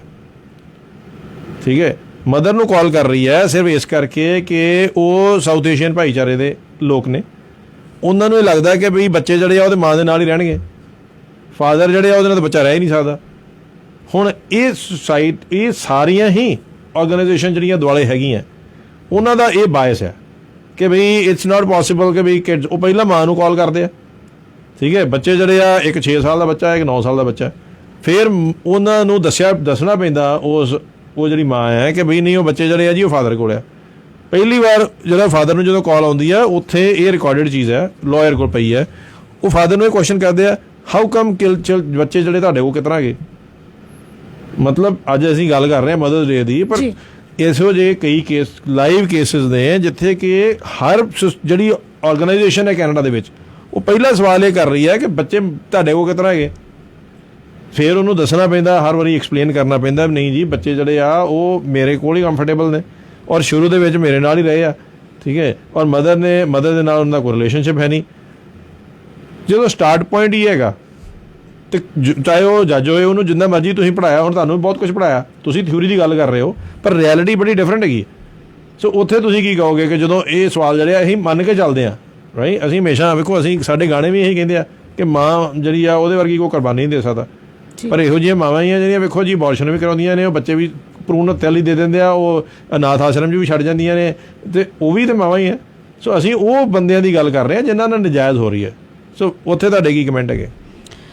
ਸੋ ਜਿਹੜੀ ਗੱਲ ਇਹ ਹੈਗੀ ਆ ਕਿ ਮੈਂ ਦੁਬਾਰਾ ਫਿਰ ਉਹੀ ਗੱਲ ਕਰੂੰਗੀ ਕਿ ਇੱਕ ਇੰਸਟੀਟਿਊਸ਼ਨਸ ਦੀ ਤੇ ਲਾਅ ਦੀ ਓਵਰਹੋਲਿੰਗ ਸਾਰੀ ਦੁਨੀਆ 'ਚ ਹੁੰਦੀ ਆ ਤੇ ਸਾਰੀ ਦੁਨੀਆ 'ਚ ਹੁੰਦੀ ਆ ਰਹੀ ਆ ਤੇ best thing Canadian legal system ਦੀ ਇਹ ਗੱਲ ਹੈਗੀ ਕਿ ਐਕਨੋਲੇਜ ਕਰਦਾ ਹੈ ਕਿ ਇਹ ਚੀਜ਼ ਓਵਰਹੋਲਿੰਗ ਹੋਣੀ ਚਾਹੀਦੀ ਆ, ਇਹ ਸਿਚੁਏਸ਼ਨ ਨਾਲ ਹੋਣੀ ਚਾਹੀਦੀ ਆ। ਆਈ ਨੋ ਆਫ ਸਮ ਜੂਰਿਸਡਿਕਸ਼ਨਸ ਜਿਹਦੇ ਵਿੱਚ ਬਹੁਤ ਰਿਜਿਡਿਟੀ ਹੈਗੀ ਆ।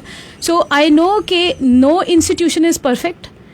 ਇਹਨਾਂ ਦੀ ਟ੍ਰੇਨਿੰਗ ਰਾਈਟ ਫਰੋਮ ਏ, ਮੈਂ ਦੁਬਾਰਾ ਰਿਪੀਟ ਕਰੂੰਗੀ, right from A to Z ਹੋਣੀ ਚਾਹੀਦੀ ਆ ਕਿ ਦਿਸ ਇਜ਼ ਅ ਸਿਚੁਏਸ਼ਨ, ਇਹ ਸਾਰੀਆਂ ਗੱਲਾਂ ਆ ਰਹੀਆਂ ਨੇ, ਇਹਨਾਂ ਨੂੰ ਡਿਫਰੈਂਟਲੀ ਹੈਂਡਲ ਕੀਤਾ ਜਾਵੇ, ਇਹਨਾਂ ਦੀ ਡਿਫਰੈਂਟ ਅਪਰੋਚ ਹੋਣੀ ਚਾਹੀਦੀ ਆ। ਸੋ definitely colonel Sahib, ਓਵਰਹੋਲਿੰਗ Har institution the, Har system the, it's a dynamic process ਤੇ ਇਹ ਚੱਲਦਾ ਰਹਿੰਦਾ ਹੈ।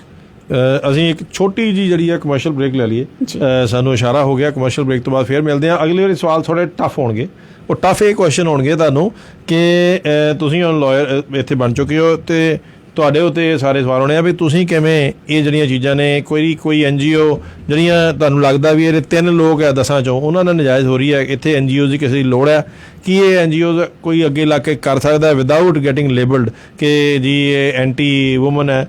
ਸੋ ਉਹਦੇ ਉੱਤੇ ਜਿਹੜੀਆਂ ਤੁਹਾਡੀਆਂ ਗੱਲਾਂ ਹੋਣਗੀਆਂ, ਕਿਉਂਕਿ ਤੁਸੀਂ ਕਮਿਊਨਿਟੀ 'ਚ ਬਹੁਤ ਇੰਟਰਸਟ ਲੈ ਰਹੇ ਹੋ ਅਤੇ ਮੈਂ ਚਾਹੁੰਦਾ ਕਿ ਤੁਸੀਂ ਇਹ ਕਮਿਊਨਿਟੀ ਦਾ ਮੇਜਰ ਇਸ਼ੂ ਹੈ ਇਸ ਵੇਲੇ, ਖਾਸ ਤੌਰ 'ਤੇ ਸਾਊਥ ਏਸ਼ੀਅਨ ਕਮਿਊਨਿਟੀ ਦਾ, ਜਿੱਥੇ ਕਿ ਲੋਕ ਇਸ 3 ਦੀ ਗਿਣਤੀ ਜਿਹੜੀ ਹੈ ਇਸ ਵੇਲੇ ਸ਼ਾਇਦ 4 ਹੋ ਗਈ ਹੋਏ, ਉਹ ਸਟੈਟਿਸਟਿਕਸ ਬਦਲ ਰਹੇ ਨੇ।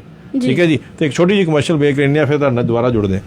ਕੁਝ ਚੀਜ਼ਾਂ ਦੀ ਰਾਖੀ ਕਰਨਾ ਬਣਦੀ ਆ, ਲੋੜ ਵੀ ਹੈਗੀ। ਚੰਗਾ ਏਜੰਟ, ਵਧੀਆ service, the best rates, up to 80% discounts on car insurance। ਗੱਲ ਕੀ auto, home, life, trucking fleets and non fleets, disability, group benefits, ਕਿੱਦਾਂ ਦੀ ਵੀ ਕਵਰੇਜ ਲਵੋ, ਆਰਮਰ ਚੇਤੇ ਰੱਖੋ। Armour insurance is partners with leading Canadian insurance companies। 24/7 online quotes 2-3 ਮਿੰਟਾਂ ਵਿੱਚ ਲਵੋ। Armour insurance brokers 9054525127 905 452 51। सड़के जा दिए मुटियारे नी, कंधा चुपा तेरे पैर बांकिए नारे नी, नियड़िए कंधा चुपा तेरे पैर बांकिए नारे नी। सड़के जा दिए मुटियारे नी, कंधा चुपा तेरे पैर बांकिए नारे नी, नियड़िए कंधा चुपा तेरे पैर बांकिए नारे नी।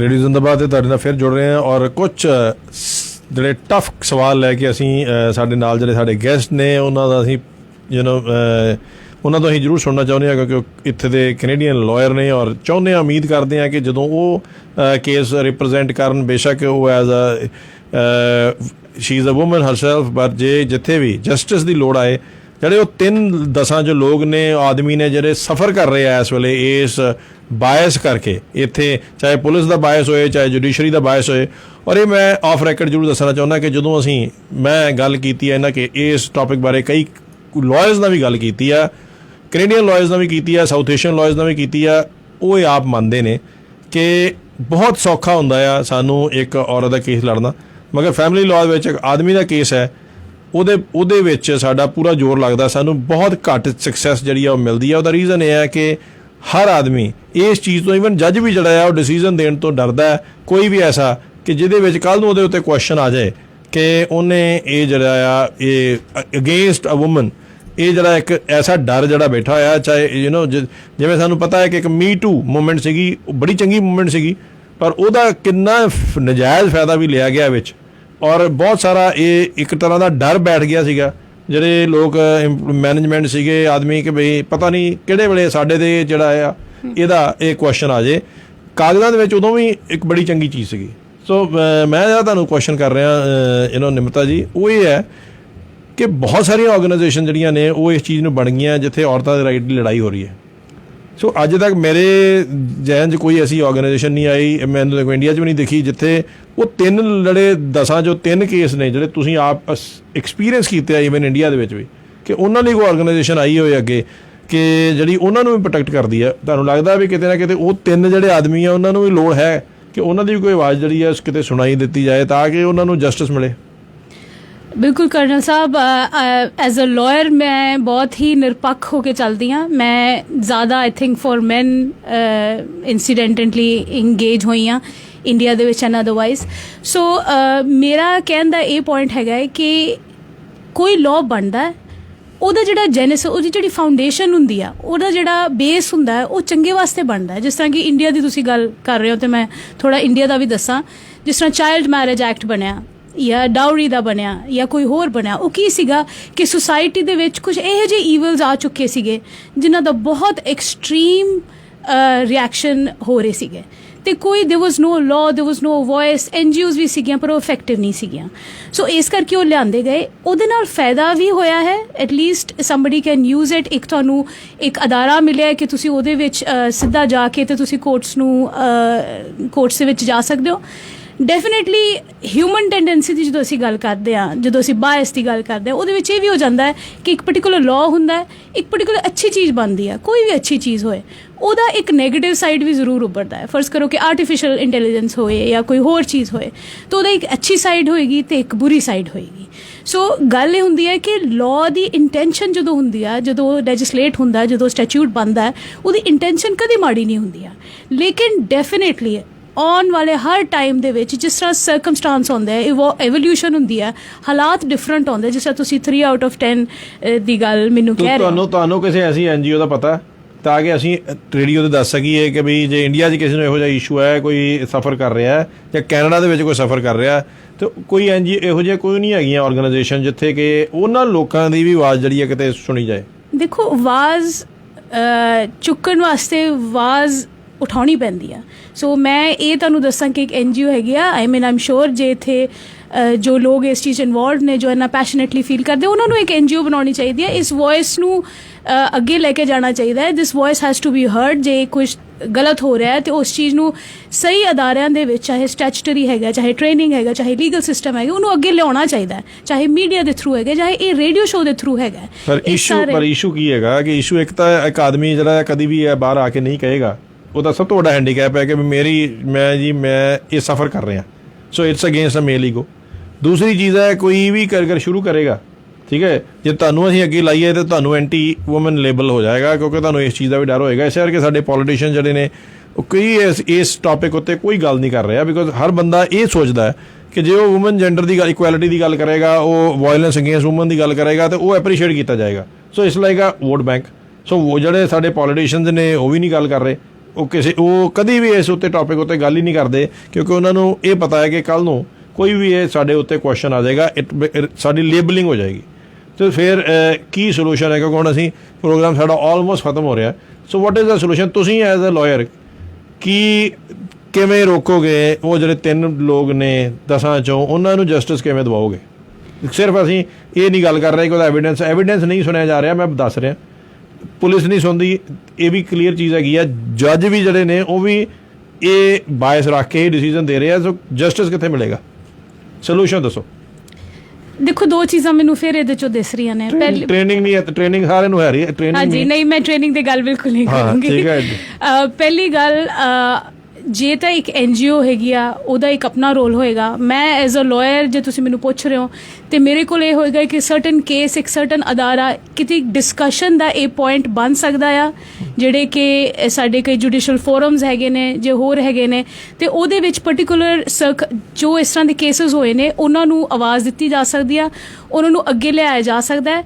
ਲੇਕਿਨ ਮੈਂ ਇਹ ਵੀ ਕਹਿਣਾ ਚਾਹੂੰਗੀ ਕਿ ਜਿਹੜੀ ਤੁਸੀਂ ਹੋਰ ਗੱਲਾਂ ਕਰ ਰਹੇ ਹੋ ਕਿ ਲੋਕੀ ਅੱਗੇ ਆਉਣ ਤੋਂ ਡਰਦੇ ਨੇ, ਸਟੈਟਿਸਟਿਕਲੀ colonel Sahib Ajay we 7 out of 10 ਵਰਗੇ ਹੀ ਹਾਈ ਸਟੈਟਿਸਟਿਕਸ ਨੇ ਅਨਫੋਰਚੂਨੇਟਲੀ। ਸਟੈਟਿਸਟਿਕਸ ਤੇ ਕਦੀ ਪੂਰੇ ਨਹੀਂ ਹੁੰਦੇ, ਉਹਦਾ ਰੀਜ਼ਨ ਇਹ ਹੈ ਕਿ ਕਿਉਂਕਿ ਇਹ ਚੀਜ਼ਾਂ ਜਿਹੜੀਆਂ ਨੇ ਬਾਹਰ ਨਹੀਂ ਆ ਰਹੀਆਂ। ਜੀ ਬਿਲਕੁਲ। ਦੂਸਰੀ ਇਹ ਹੈ ਕਿ ਰਜਿਸਟਰ ਹੀ ਨਹੀਂ ਹੁੰਦੀਆਂ, ਠੀਕ ਹੈ। ਤੀਸਰੀ ਚੀਜ਼ ਜਿਹੜੀ ਹੈਗੀ ਆ ਕਿ ਇਹ ਕੇਸ ਜਿਹੜੇ ਆ ਨਾ ਸਾਰੇ ਦੇ ਸਾਰੇ, ਹੁਣ ਕਿਸੇ ਦੀ ਜਿਹੜੀ ਅਰੈਸਟ ਹੁੰਦੀ ਆ ਉਹ ਚੁੱਪ ਹੋ ਜਾਏਗਾ, ਠੀਕ ਹੈ। ਉਹ ਉਸ ਬੰਦੇ ਨੇ ਜੇ ਕਿਉਂਕਿ ਅਜੇ ਤੱਕ ਇਸੇ ਕਰਕੇ ਕੋਈ ਇੱਥੇ ਸੁਸਾਇਟੀ ਦਿਖਦੀ ਨਹੀਂ, ਮੈਨੂੰ ਨਹੀਂ ਪਤਾ ਕਿ ਕੈਨੇਡਾ ਦੇ ਵਿੱਚ ਕੋਈ ਐਸੀ ਸੁਸਾਇਟੀ ਐਗਜ਼ਿਸਟ ਕਰਦੀ ਹੈ ਜਿਹੜੀ ਕਿ ਉਹ 3 ਆਦਮੀਆਂ ਦੀ ਜਸਟਿਸ ਲਈ ਪ੍ਰੋਟੈਕਟ ਕਰ ਰਹੀ ਹੈ। ਸਾਨੂੰ ਇਹ ਉਮੀਦ ਹੈ, ਅਸੀਂ ਲਾਸਟ 1 ਮਿੰਟ 'ਚ ਰਹਿ ਗਏ ਹਾਂ ਪ੍ਰੋਗਰਾਮ ਦੇ, ਕਿ ਤੁਸੀਂ ਐਜ਼ ਅ ਲਾਇਰ ਇਹ ਜਦੋਂ ਤੁਹਾਡੇ ਬੈਂਚ ਦੇ ਉੱਤੇ ਗੱਲ ਹੋਏਗੀ ਜਾਂ ਤੁਸੀਂ ਤੁਹਾਡੀ ਫੋਰਮਸ ਵਿੱਚ ਗੱਲ ਹੋਏਗੀ, ਉੱਥੇ ਜ਼ਰੂਰ ਇਹ ਜਿਹੜੀ ਆ ਉਹਨਾਂ ਆਦਮੀਆਂ ਲਈ ਆਵਾਜ਼ ਚੁੱਕਿਓ ਕਿ ਜਿਨ੍ਹਾਂ ਦੇ ਨਾਲ ਜਿਹੜੀ ਆ ਨਜਾਇਜ਼ ਹੋ ਰਹੀ ਹੈ, ਜਿਨ੍ਹਾਂ ਦੇ ਨਾਲ ਜਸਟਿਸ ਜਿਹੜਾ ਉਹ ਪ੍ਰੈਜੂਡਾਈਸ ਜਿਹੜਾ ਆ ਉਹ ਯੂਜ਼ ਕਰਦਾ ਹੈ, ਕਿਉਂਕਿ